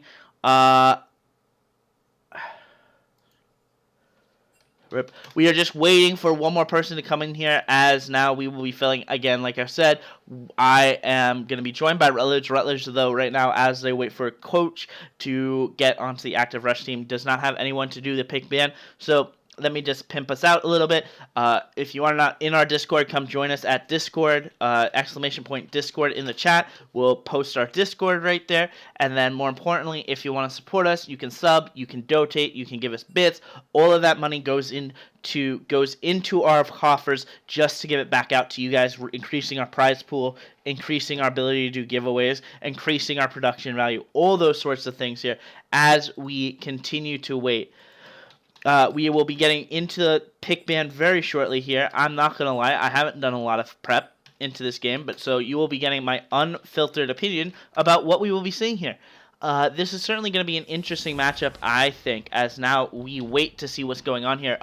Actually, I hate to say it here, but Rutledge's team, Active Rush Academy, only has one ban this game, so we will be seeing what's going on here. Zyra is the first ban off the table. Z for Zyra being picked off here. Of course, you gotta ban the champion's name here. It's incredibly interesting, actually, when we talk about this, because the teams of Active Rush and Active Rush Academy both have one trick in their bot lanes, in their support. Daddy Zillion, Z for Zyra. Very interesting matchup here, as now we continue to wait down these last 30 seconds for the bans. What this really does, in my opinion, for the team of Exile, it lets them get very strong counter picks. However, you cannot take away from the fact that ARA, because they can't ban, if Evolution Gaming / Exile doesn't get their picks just leaves open a bunch of power picks. They'll get 2 power picks to the 1 prio pick that Kaze is going to get to pick. Thank you so much, Super Hot Ben, for gifting a sub over here to Mr. Pangaroo for the first sub ever. Hit us up in the chat, talk to a moderator, talk to a gen staff. They will get you into the sub heap soon. Now, though, as we continue to wait here, there goes the second ban. We will only have one more 30-second ban coming in here. And now the team of Evolution Gaming, soon to be known as Exile Gaming, so get used to that, will be coming over here to discuss this. To be getting their last chance here. The Graves ban, of course, ADC Omega's pick, gotta be banned away. And now another jungler banned away, Xin Zhao here. However, there are a ton of priority picks left open on the board. We got Braum open, we got Cyan open, we got Urgot open, we got Zoe open, we got Lissandra open, we got Orianna open, we got all of these champions that are possibly to be picked here open soon. So the question is, what are we gonna see coming out here as the final clock starts to tick down here? This is going to be a great draft. We're not even talking about the 80 carries that are completely untouched in these past. We can see a Sivir, we can see Caitlyn, we can see everything. First pick, of course, is going to be Kaze's Riven pickup here, a great power pickup if you know how to play it exactly well. And then to counter that immediately is the instant luck Gnar. And now here comes the hover. Going to be a Hecarim or a Kha'Zix coming in here. Hecarim, again, is one of these picks that are very niche. If you know how to play it, it's going to be incredibly powerful. But if you don't see it getting picked up and you don't play it well, it's going to fall apart lately. Immediately as soon as the Hecarim's locked in, we get to see a Zac pickup coming in here. As now we get to see what they're going to round this out in. Could they go with another 80 carry ban, or do they pick up the Braum here? Here's the hover onto the Zoe. Nona finally gets the Zoe pickup here. Another great power pick here. This is certainly shaping up to be a very strong 2 teams coming out here, as now this is going to be the last pick here. They showed you your mid, they showed you your top here, and they could pick their mid here, right here. Actually, ARA coming in here, hovering the Lux, taking after the team's owner, Rutledge. We've seen Rutledge play this game. This guy play Lux a ton. Now the question is, will he get to see it continue here, or will he not take cleanse? Like, what was it against the last time I casted with Rutledge? The Vel'Koz. The Vel'Koz didn't take cleanse, and that completely killed them. As now we wait for the last ban to come out here, this will be the final ban coming out here as we continue to wait this out here. With the ban ticking down now, we have the opportunity here. I'm expecting to see some 80 carry bans coming out here. Maybe the Caitlyn getting banned away, the Ezreal. We saw Shuno earlier in the night pop off on the Kai'Sa. Maybe we could see a crit Kai'Sa coming in here. There is the Lucian banned away, another 80 carry. Now this should be an interesting one. Could we see a support being taken away here? Or could we see another AD taken away here? I would personally go to select a Braum pick. Braum would really harm the engage and all the power tools that the Lux will bring, that the Hecarim will bring. The question is, though, will they take it? Instead, they ban away another Ashe, a great utility 80 carry that can scale up really well, start the fight here, but this now leaves them open here. Again, it's probably going to be another 80 carry ban. My gut's kind of saying, do we want to see an Ezreal getting taken off the board? Super safe champion, could get away from the Zoe, get away from the Riven, get away for it, and instead we see a Brand pick up here, a great mage support coming in the bot lane, and there is the Sivir pick. One of my opinion is one of the best 80 carries right now once you hit 2 or 3 items. The crits, the ricochets, the go of the team fight composition. This is going to be a very strong team fighting card once we hit 20, 25, 30 minutes into the game here. And now here comes the question of what it is here. Caitlyn being picked up. This is kind of a natural matchup here when Crit starts to take control of the meta again. And now we get to see Gamer picking up his champion here. I don't know. Do we want to see a Braum? Do we want to see something that can peel back here, prevent the engage that's going on here? I would be looking to prevent the engage here coming in here as a support player. Looking to see maybe the Rakan. We've seen him pop off in the Rakan before. It is a very strong champion for him in his champ pool. This is going to be a great team fight coming in here with the Riven, with the Rakan, with the Zoe. I can almost see it now, right? Rakan, Gamer jumping in there, down with the sickness, popping up, getting 3 or 4 people, grouping them up here, only for the Riven to jump in, stun them all up, and then finally the Zac gobble them all up, pull them back into the team fight, and by that point, the time's over here. But to counter all of that, to keep someone safe here, it is the Lulu being picked up here for Zeus for Zyra. We've seen him on this champion as well. Hasn't done that badly in the few games we've seen ARA in the tournament. Now the question is, what will we see here? As I'm hoping any moment now, as Rutledge offers his final words of advice and words of wisdom onto his academy team, will be joining us shortly. Actually, I think I just heard him in my headset. Rutledge, when you are ready, say hello to the cast. What is going on, guys? Well, that is certainly one hell of a draft we just saw here. Really a lot of power picks going over onto both teams in my mind. Kaze, that's probably not what you wanted to see. Kaze getting to take his Riven up. The Zoe and Nona, the one trick getting the Zoe. But that's unfortunately what happens when you have E-subs. But that is definitely one of the stronger... Both teams, I think, are incredibly strong here as we wait out this 3-minute spectator delay here. So, what do you think of coming out of this draft, Rutledge? So it was definitely pretty frustrating having no bans this week as well, because we definitely would have wanted to probably take the Zoe away and probably the Riven as well. I'm not too worried about his Riven, especially with Conqueror getting that slight hotfix nerf. It's not quite as oppressive, and I think it's not easy to pull off. And you know how I stand with comps. I like comps that are very clear on their win conditions and are pretty easy to pull off. So I don't really hate that he got Riven. I mean, if he might just do really well on it, and it could be that kind of thing. But we didn't have a ban, so we couldn't really help it anyway. But we feel pretty good about our comp. We think our comp, we've more focusing on what we can do since we had no bans, and we feel like our comp has a lot of synergy to it. We have a lot of win conditions for it. We think we outscale them as well. So a lot of those things I feel pretty good about. It's kind of just can Exile outplay and get a lot of picks, because that's what their comp's mostly looking to do, is really deep engage, picks, and possibly even sieging with the Zoe Caitlyn. Yeah, it is certainly going to be a great matchup here as we look forward to it here. The Riven actually taking the Ignite, looking to get that kill pressure on Gnar early though. So it's going to be interesting to see how that happens, levels 1 through 6 here.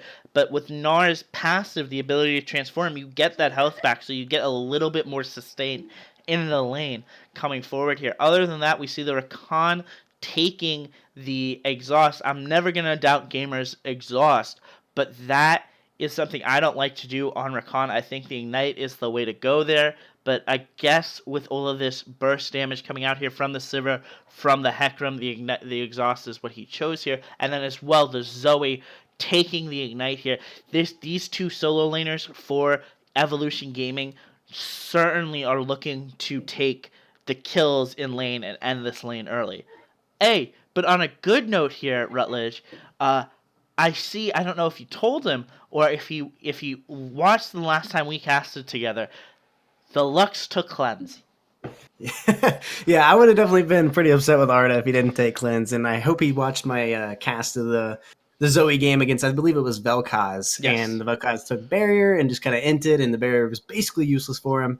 So very happy with Arda taking the cleanse. I'm also happy with this matchup because it should be pretty safe for both laners. And they're both, that's kind of why they're both kind of blind pickable, because they can both play to a style that's pretty far away and able to play kind of safe. Lux extremely safe, so pretty happy with the matchup mid, and also obviously him taking cleanse. Yes, it certainly is here. As we get down to the last couple of seconds here coming out, I will remind us, as I sold out once already, let me sold out one more time. If we are in chat here and you want to get access to the sub heap, flame your heart's content away, hit the subscribe button, or use Twitch Prime. Rutledge, do you know what Twitch Prime is? Twitch Prime is what you get when you either pay for it or you have Amazon Prime. You can get it, I believe, for free, or at least get a free trial. Yes.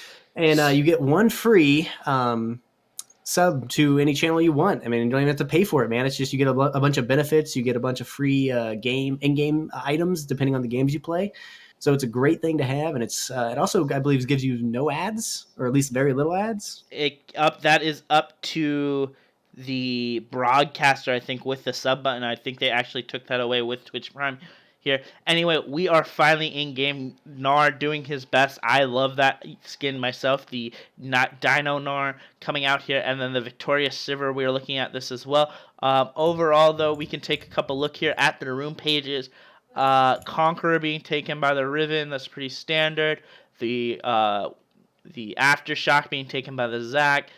The Ari taken by the Zoe is standard. I think Fleet's standard. The Guardian Stanford are everything looks pretty standard to me. Rutledge, do you see anything that is a little bit new? So Sivir taking Fleet Footwork can go. She can also go Lethal Tempo to really kind of shove that wave in if she's really trying to push in. Which maybe she should have gone this game since she is against Caitlyn. But Rakan's a weak laner, so Caitlyn might not be able to really kind of punish that anyway. And Fleet, I think, will scale better. So I'm fine with that pick there. But as far as and your Discord's up by the way on the stream. Oh, my fault. It's okay. But yeah, I don't think it's a major difference. But yeah, I agree. That's the only one I kind of think that stands out the most. Nar taking Conqueror is a little interesting. I don't think it's bad, but it's just not what I would consider the like main thing people usually go on him. But honestly, I would have thought Fleet would have been what he would have chose for a little bit of speed up to kite out the Riven a little easier and a little bit more healing. But it definitely is, I wouldn't say it's bad on him, especially in the later game. Yeah, it certainly is there. As now, of course, I get the leak channels in chat. It has been a long day for me. I apologize for that. Anyway, we get underway here. I'm going to assume we see 2 5 points as the teams start to spread out. 2 very standard 5 points coming in here. Nothing that special coming in here. Warhood Vassala 2.0, exactly. As we get to see this year, we are going to be looking to 2 very interesting clears here coming up from the junglers, as now we get an opportunity to really watch what's going on here. Actually, we're going to see a little bit of early trading here as the bone plating gets dropped here, and the Gnar gets poked out a little just by the Riven, but now the Gnar tries to run away here, or the Riven tries to run away, gets a little bit of the exchange in the top lane, and nothing else is burned here, as we now continue to wait to see what is happening. Yeah, just standard starts. Both teams respecting the other with the 5 point. Not trying to do any cheesy yanks. Or cheesy invades, I should say. Yeah, nothing too special coming out here. Hecarim going to the red buff. They are mirroring, or not mirroring each other. Yes, I believe I said that right. Mirroring each other in the top lane here. As actually, I guess the one unique thing that we can see here is the Gnar actually did back. Gonna throw a couple of autos onto this red buff here, giving Riven the early opportunity to shove and get level 2. Yeah, definitely. I mean, he shouldn't really lose much, maybe a minion or 2, but he should be fine. Should be not a huge deal for him in that lane. Yeah, it is now we get to see the Zac Elastic Slingshot over to the Krugs, as now the clears continue here. As he continues, he actually is taking a lot of damage in this jungle matchup, but does get to regain a lot of it. I wonder if that's going to come back to hurt him if they ever meet with the Hecarim into this river bush here. There goes the level 2 onto the Riven here, but not really in a position to trade here, as now we continue to watch Nona get traded out here by Arda. Arda is one of your newer pickups. Am I correct on that, Rutledge? Yes. So he actually did start with the team last week, but he is actually going to be probably most likely our sub in mid laner, and he's not going to be your full-time starter. But so far we haven't had a chance to find a full-timer, so he's kind of been filling in the last couple weeks. It certainly is here, as we see the Gnar transform, try to get a little bit of trading in quickly here. But it looks like here, because of the long clear by the Hecarim, we get to see the invade here by the Zac, but now here comes Hecarim charging in here to try to catch the Hecarim, and instead Zac just walks away to make sure that he doesn't get anything too advantageous done to him. Yeah, just a lot of trading, aggressive trading going on, especially in the mid lane right now. But being able to force the Zac out of his jungle, that really wastes a lot of Zac's time, and he's actually going to be really hurting from that. Yeah, and now we see, though, the trades coming in here on the top lane. Kaze doing a great job poking down the river, and then the junglers finally did get the opportunity to meet here, as ADC Omega is caught in the middle of no man's land. There's the Sleepy Trouble Bow, there's the Flourish Blood by Nona, but now it looks like Arda may be getting caught back here soon. The flashes are both burned there. Drux gets the first blood here, and now Kaze on the backside is about to give up first or third blood as well here. If the team of Gnar can actually catch her, she doesn't. Kaze just getting away with a sliver sliver of HP here as Nard is about to transform and get all his HP back. And now, more importantly, without the TP, he's going to get the opportunity to push that wave in and deny the Riven a ton of CS. Yeah, definitely still a really good start for the Gnar in the lane. Really unfortunate for the mid lane and jungle of ARA. Just really close, and Hecarim, I think, just went a little too deep, and Lux couldn't really help him. He was really low and really low on mana and HP, so just really unfortunate. Probably went a little too deep there for the Hecarim. Yeah, at least we can say here, or I'm gonna check here. Oh, the Zoe did get double buffs here, so Arda's about to have a hell of a time in that lane here. As we actually can go across in the top lane here, the Riven just actually catching the wave here, denying a little bit of CS here, and the Gnar not actually opting to back here as Strux continues to take his own blue buff now as the Hecarim looks to make a play in the bot lane. I don't know if he was spotted out though, as we now get to see what is going to happen here, because here comes a very angry Pony looking for the comeback here as the ghost gets burned, but nothing else gets burned there. Yeah, just looking for an aggressive play bot. Goes on probably the wrong target, the one that's more mobile and able to jump to the AD carry. But should chunk him out a little bit, give a little bit of pressure to the bot lane, which I believe as long as Sivir goes even or better in lane, she's going to be getting the win in that lane, because Sivir will outscale the Caitlyn, as far as most team fights goes later in the game. But I certainly agree with you. I do think to comment on that opinion, the Caitlyn probably has a slightly better level 2 item spike compared to the Sivir, but once the Sivir gets the 2.5 item spike, she starts to take control of that matchup. It's gonna really, in team fights, gonna happen here. But actually now Nona just starts to run forward here, very dangerously. I guess Arda's smart enough to back off here. Maybe they thought that the Zac was in the area. yeah, it's also a little bit always concerning when Zoe's running at you like that. But I don't know if Arda really had kill pressure on her, unless Zoe just literally keeps running at her there and misses everything. So I get why Arda backed off. And they also don't, like, for him surviving this lane after her getting the first kill and early double buffs, and actually being ahead in CS just slightly, is really good for Arda. And I believe he should have more utility in those team fights, and it's easier to pull off than the Zoe is later in the game. Yeah, it certainly is here as the Lays get shoved in here now. 51 CS with the Sivir. Sivir starting to back here. ARA getting the good opportunity back here and getting off the safe back in return here. As we now continue to see the poke here coming in. Nona getting half health here by Arda. As now there goes the barrier. There goes the Sleepy Trouble Bubble. And then in return, actually the cleanse. Great cleanse there by Arda, preventing Nona from probably killing her. As the Hecarim shows her face, but Nona is already safe to the lane and far away here. Yeah, Arda's done a great job of playing this lane. He's landed a lot of Qs to stop Nona's aggression in the lane.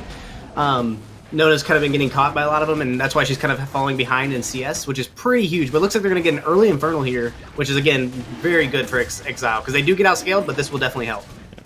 I don't know, I may call him EVO a couple times, but yes, so we know, I said this in the Champ Select, Evolution Gaming recently rebranded to Exile Esports. We'll see that officially in our marketing stuff, you know, our pregame slides, our match slides, our notes and stuff like that starting next week, as the second buffs start to go over here after the Infernal Drake is taken here. As now, though, Kaze looks to be catching out. There goes the Ignite onto Grand Paradox. Grand Paradox just getting ulted by Riven and backing away here, but it looks like he's continuing here. However, ADOC Omega is in here, knocks him into turret, and burns him to death with the...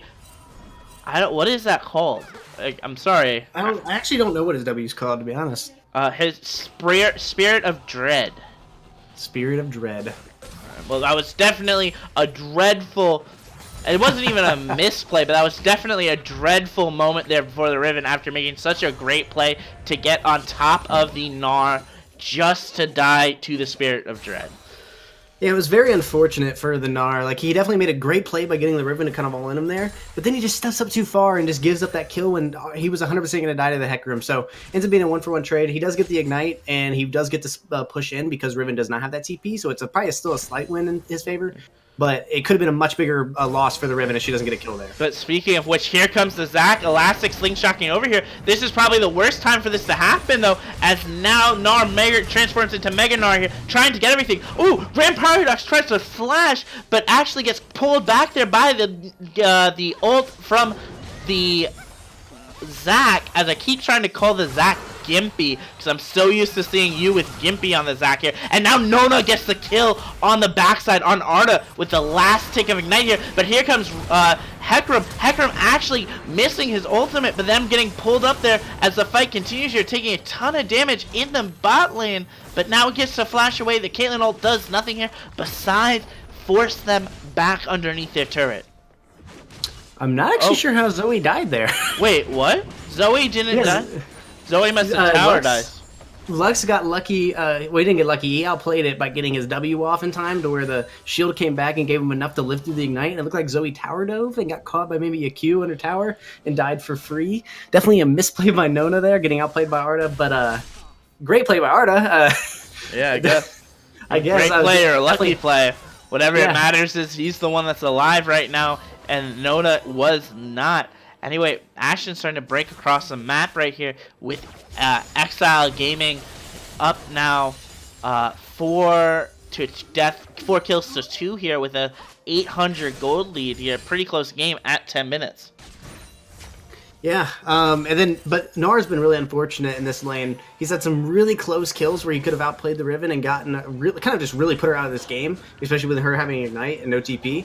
But he's misplayed multiple. Speaking of which, here comes the Zac again, and now here comes Nona as well to catch out here the Gnar. But now Nona is completely out of position here as the Sleepy Bubble Trouble Bell gets in here. But there comes the turn from Kaze. This is a one-trick, folks, and that's what happens. The double kill going over to Kaze to secure his lead and really push him now into the lead in this top lane. And that's probably something you do not want to see, a 4-1 Riven in 11 minutes in the game.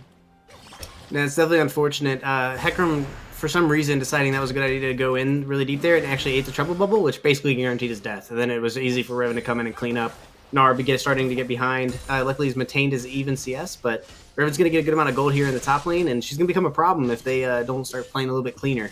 Yeah, as she's now she's over 1,000 gold, starting to push this lead to 2,000 gold ahead of the Gnar here, as she continues to try to do it. A cleanse, if you didn't get to see that, Arda having to burn his cleanse from a Sleepy Trouble Bubble from Nona coming in here, as now this team is starting to look pretty bad here. There goes a little bit of poke onto Nona here, but it's not going to really result in much as they continue to look for pressure here. And now this is what you have to be scared of, folks. A 1,500 gold in the pockets. Oh, as Nona now starts to get chased down and then gets deleted there by the Hecarim. As now, actually, the top laners continue to trade here. There goes the transformation there. Gnar missing his ult and Kaze just getting to back away. Very lucky there that wasn't a kill there with him being a little bit greedy. Yeah, definitely burns the Ignite. Still a decent trade for the Gnar, but not able to get the kill, which I think is what he was looking for. But, I mean, at this point, when you're that far behind the Riven, I think you'll take what you can get. Yeah, well, at least we'll take what we can get here, as now the Cloud Drake starts to go over to ARA with no one really in position to contest it. There it goes, dropping down here, as Gnar now continues to get a little bit ahead here, but it looks like the Zac's about to go in here. There goes one. Oh, I think he missed the elastic, the pull together by the Gnar, and Gnar gets out safely with only the Zac securing the scuttle. Yep. Again, the Lux cleanse, I think, has just shown how much it would have helped out Vel'Koz. She's able to kind of just spam it because it's already back up, and like you said earlier, when she used it in that, when she got caught by it, it just gives you so many more free chances in the lane. Yeah, it certainly does there, as now we continue to see this lanes here. Here's actually a little bit of counter jungling going on here by the Hecarim taking the Grom, and now with the turrets provided, in the top lane, actually a dive goes on by the Zac, but it doesn't get anything, and there goes the first turret as well in the top lane, as this Riven continues to snowball and push this lead here. Oh, there goes the Sleepy Trouble Bubble. There is no cleanse this time, though. This is going to be a ton of damage. There's the Ignite. There's the hook, though. It looks like Nona may dove a little bit too far there, getting a ton of damage and actually having to retreat out of this lane here, as now they look to get this Rift Herald started up with this Riven so far ahead, and both mid laners having to back. Yeah, really good play by Lux there, landing the Q on Nona. If he lands his E on Nona, Nona's dead, and that's another kill for the Lux, which would have been huge for her, allowing her to get a little bit more of a lead in this lane. She already has a CS lead, just as Sivir does, which is why the gold lead's not totally out of control, even though the Riven's got a pretty good gold lead on the Gnar. So, but I'm looking to see that Gnar split push and kind of try to even that back up over time. He will eventually outscale the Riven and hopefully be able to win those 1v1s later in the game. Well, the worry is, right, if you're a top laner at this point, you're so far down. If the top laner starts to build tanky, or doesn't start to build tanky, then you're in for a very bad time. Yeah, I mean, he just needs to be able to, like, off-tank items or bruiser items and be able to kite out the Riven. Like, if he goes a Frozen Mallet, I think that's really good in that 1v1. If he can, like, again, not get caught. Oh, Lux eats a Sleepy Trouble. Doesn't have the... It takes a ton of damage here, but Hecarim's there to stop any follow-up whatsoever as that ping comes down here.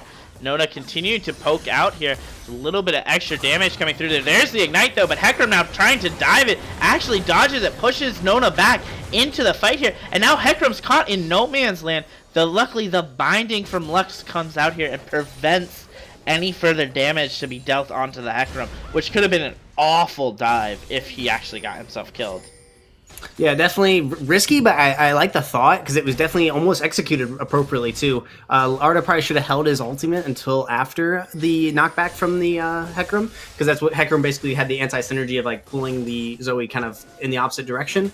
Because if that ult lands, she's dead, and then they get out of that scot-free with a kill. So I like the idea. Just a little bit poor execution, but speaking of kills here, we see the Zac starting to line up for a bot gank, but I don't know if it's, again, luck for ARA, but it looks like the team backs just off of sheer luck or knowledge that the Zac was probably backside.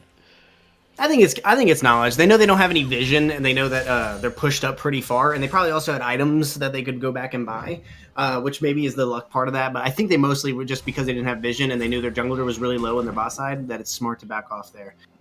I know Zyra is very capable of recognizing that stuff, and that's also what I've been talking about with them, that they needed to work on, was not greeting, staying in lanes too long, making sure you're getting back times when you have really nothing to be gained, or when you have no pressure on the map. As we now see this team continue to try to take itself forward here and continue to push itself out here. The bot turret actually for Evolution Gaming is about to fall. I think it was a little bit below half health. It sounds like 1/4 HP here. But oh god, Hecarim got ate by a Sleepy Trouble Bubble, and now Kaze, a 4-1 Riven, is very close to getting the knock up there. There's the kill here, and now Clegg gets it as well, or Gnar gets it as well here. Will the follow-up continue to happen? Gnar just transforms and gets to run away. That is not good to see that happening in your own jungle. Yeah, the top lane Riven's still just kind of causing too much pressure for the Hecarim to kind of be up there. He's probably looking to keep ganking mid and looking to gank bot as well, because bot actually is doing pretty well, keeping a CS lead in this. And I would say they'd probably have the advantage if they had a 3v3 fight in the bot lane. It certainly is here, as now the Zac comes flying into the mid lane after popping the Rift Herald. This is going to be the bot turret dropping it. Actually, there's the Sleepy Trouble Bubble, and a lot of damage getting done down onto the left. The flash coming in here from the Riven. Riven getting the unstoppable 6-1 here now, as the Hecarim tries to max range ult the Riven.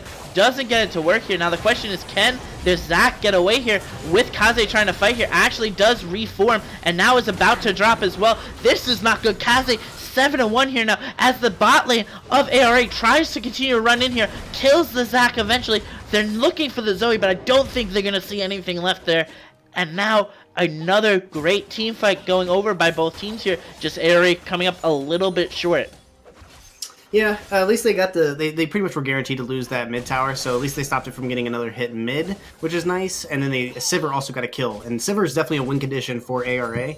But they really need to find a way to kill this Riven, because that's 1,000 gold shutdown if they can get that, especially on who would carry. It is. Oh, here comes a little bit of damage. Actually, how do you say it?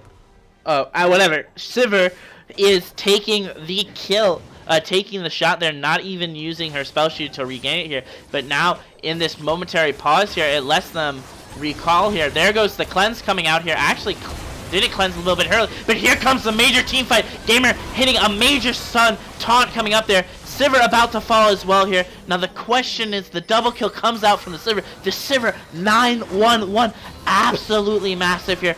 This is going to be a hard game for them to come back from at this point. Yeah, they have to pretty much just farm and clear waves, which they are luckily pretty good at doing. But I mean, that was really forced by them. I mean, I know they didn't want to give up the Drake, which they didn't have to, but they should have definitely made Exile start it, because you just had a Sivir with no mana. You had a Lux, for some reason, that was sitting way too close to the other side of the team to where she could get hit by a bubble, and that's pretty much what started the end of their team fight there. So just a lot of misplays and kind of forcing things right there when they are behind. Yeah, it's a little bit of forced gameplay here. I'm not surprised. As much as I try to be nice with you on the commentary about ARA, I think you kind of expect this coming out of a team that's only played like 2 or 3 competitive matches together. They don't really know what to do together. They're still trying to feel each other out. Oh my god, there goes a ton of damage onto the Gnar. Actually, this Gnar gonna disappear by the Nona. That's another one trick showing up for you. It is an unfortunate situation here for ARA. Yeah, definitely doesn't help to keep dying. Dinar's just not looked very good this game, to be honest. Just kind of really over pushing things, just kind of being in places where he's just not shouldn't be. He had a lot of really close fights in the top lane, but none of them worked out. And now he's getting kind of punished for that. Yeah, he is 0-5 now, and I think this means that I don't think there's a player right now that can answer the split push of Riven here, as Sivir and ARA tries to run in here, but there goes the double knock-up, the double taunt here, and there is the Zac. The Zac completely... Oh, but here comes the Hecarim. This is what is... Oh, Hecarim stopping his dive midway here, but uh-oh, here comes the Zoe hitting the Sleepy Trouble bubble, as now we get to see this poke continue and the siege continue as well. But all the while, as Active Rush pushes down the bot tier 1, the Riven gets the top tier 2. I don't know if that's such a great trade, but at this point, I guess you have to take what you can take if you are Active Rush. Yeah, you do kind of have to take whatever trades you're able to get. If you're trading, at least as long as you're getting something somewhat equivalent, it's not like the worst thing in the world, but it's definitely not optimal. But at this point, you don't have an optimal really play to make. Like, you don't have a win-win for ARA, so they just got to be able to try to get as much gold as they can and maybe look for catches. You definitely need to be looking to try to kill this Riven, because that's 1,000 gold that goes to your team if you kill her. There comes a big ult coming in from the Zac there. 3-man getting knocked back of there. And now the Sivir goes down. The Riven's here too. There's the double kill. There's the... Oh, the triple kill gets stolen there by the ult, the ignite of the... Or by the Zoe here as they continue to try to push forward here. And now they turn... EVO Gaming turns their attention to the Baron. Yeah, again, just not respecting, not having vision of that. When you play against Zac, you have to have vision over walls, especially when you're sieging. And Zac takes advantage of that, gets an amazing Zac engage, and they just rip right through him. All the carries got caught, all the squishies, and they're just dead. And now here comes the Baron, two Infernal Drakes coming over here. This is definitely going to be a very easy thing here. However, the Riven's looking for blood here as she jumps over the wall, trying to find whatever she can find here. Single-handedly zoning off the Hecarim from this Baron here. Actually, if she's not careful, she's actually gonna be caught out here. There's a 4v1 coming over here, but she does just get away here. Uh-oh, there goes nearly all of the HP for Zeus for Zyra. Yeah, I don't know if Gnar and Hecarim could have fought the Riven there 2v1 and tried to kill her before they finished it, because their Baron was very, very slow. But not able to do that. Riven does a great job zoning them away, because Hecarim could have looked for that 50-50 because he did have vision of the Baron. Doesn't do so. Again, not the cleanest, definitely play from ARA. I agree with you. Just not, honestly, this is an E-sub top laner, E-sub support, or AD carry that just started playing with Zyra today, so definitely showing in the lack of practice. And the Exile, on the other hand, is looking very, very clean, and they're looking like they definitely make very synergistic plays on the map. Okay. I mean, this is definitely a case of we have E-subs, or you don't. You have E-subs, we don't type of situation going on here. But let's just try to focus a little bit on the positives here of ARA. The Sivir doing great up in CS here, even though she's behind in basically every other sort of thing. So great job CSing for her in lane. And that's really about it. As I try I do think Arda played the lane phase against the Yes. Zoe actually really well too. But again, it's just the top side of the map got so far behind. A lot of just minor misplays. Here comes an angry pony coming back in here. Actually, Gamer misses the ultimate coming in here, but it doesn't matter here. The four-man Sivir ulti trying to run them down here, but they're not going to catch anything. And here comes the Riven. Here comes the Zac. The Zac not burning his ultimate just yet. There it is. Actually killing the Gnar with his ultimate as now they continue trying to chase him down there. There's Xylandis hitting the ultimate onto the Hecarim, but really not doing much here. And now the richer team continues to get richer as the Earthquake starts to get taken over to the side of Evolution / Exile Gaming. Nothing they can do but watch it get taken down. Yeah, definitely. I mean, the biggest thing ARA is looking to do here is just try to clear waves. You have Lux and Sever for wave clear, which is great. I mean, it's going to make it really hard with the Baron. Hopefully they can keep their inhib towers open. They're looking to basically stall this game to at least 35 minutes before they're able to do much. Yeah, that is definitely a great thing, but the question here is who's going to stop this Riven split push here. I don't think a lot of players on ARA can here. Actually, here comes and there goes Sivir. As the Flash ultimate comes in and just absolutely annihilates him, as now he just gets to sit there waiting for it. I don't think we're going to be seeing Kaze get his Riven again. Yeah, it's definitely. It was a lot of the Gnar playing the lane pretty terribly, and then Hecarim as well, giving free kills away to her. Now she's at the point where she is just even if she wasn't good at Riven, I think anybody could play the Riven at this point. But Kaze has had a great game on it, and yeah, probably wouldn't. The Gnar gets ulted and transforms here. Actually, this may be the opportunity. There comes the stopwatch run, but Rux is there. The Gnar, I don't know if it was the Sleepy Bubble Trouble Bow, actually not getting the block on the Lulu, thus letting the headshot Chris Kyle Xylandis showing off his sniper skills, killing the Lucian, as now the inhibitor base starts to crack open here. Gonna get the inhibitor 2 here pretty easily, as Lux does her best job to try to keep him off here. But now the question is, do they try to greed for the end here? It looks like they don't. Instead, they are rotating to the mid pretty safely. Yeah, and this game might stall out here if ARA is smart and just looks to clear waves without Baron being up anymore, and at least wait for that objective to come up in another few minutes or so. But we'll see if they are able to get the good Zac engage, which is basically what or Riven engage, but she did just burn Flash, so she's not going to really be able to do that again for a while now. But yeah, it's definitely not looking good for ARA, and Exile is just looking really clean right now. Yeah, that is certainly the case here coming out here. The buys come back in. The Riven now getting even tougher to kill with the Guardian Angels, the Zac with the Warmogs and the Spirit Visage. And then last but not least, the Caitlyn on 2.5 items at this point with the Zeal purchase, as well as the Hextech Revolver and the Hextech Revolver and the Gunblade, right? That's next. No, the Rapid Fire Cannon. I am sorry. That is an AP item that should never be built on a Caitlyn. Yeah, I would not build Gunblade on Caitlyn for future reference for everybody watching. Yes, that would be definitely a thing here. Oh, the Hecarim actually caught out, trying to get a cheap recall in. Instead, it has to burn his ult to get away from the team here, as now the siege begins to happen in the mid lane, as we continue to wait to see what is about to happen as we wait for the turret to crash here. I'm wondering, I think Evolution Gaming is going to feel strong enough at this point to try to just 5-man this fight underneath the turret and end the game here.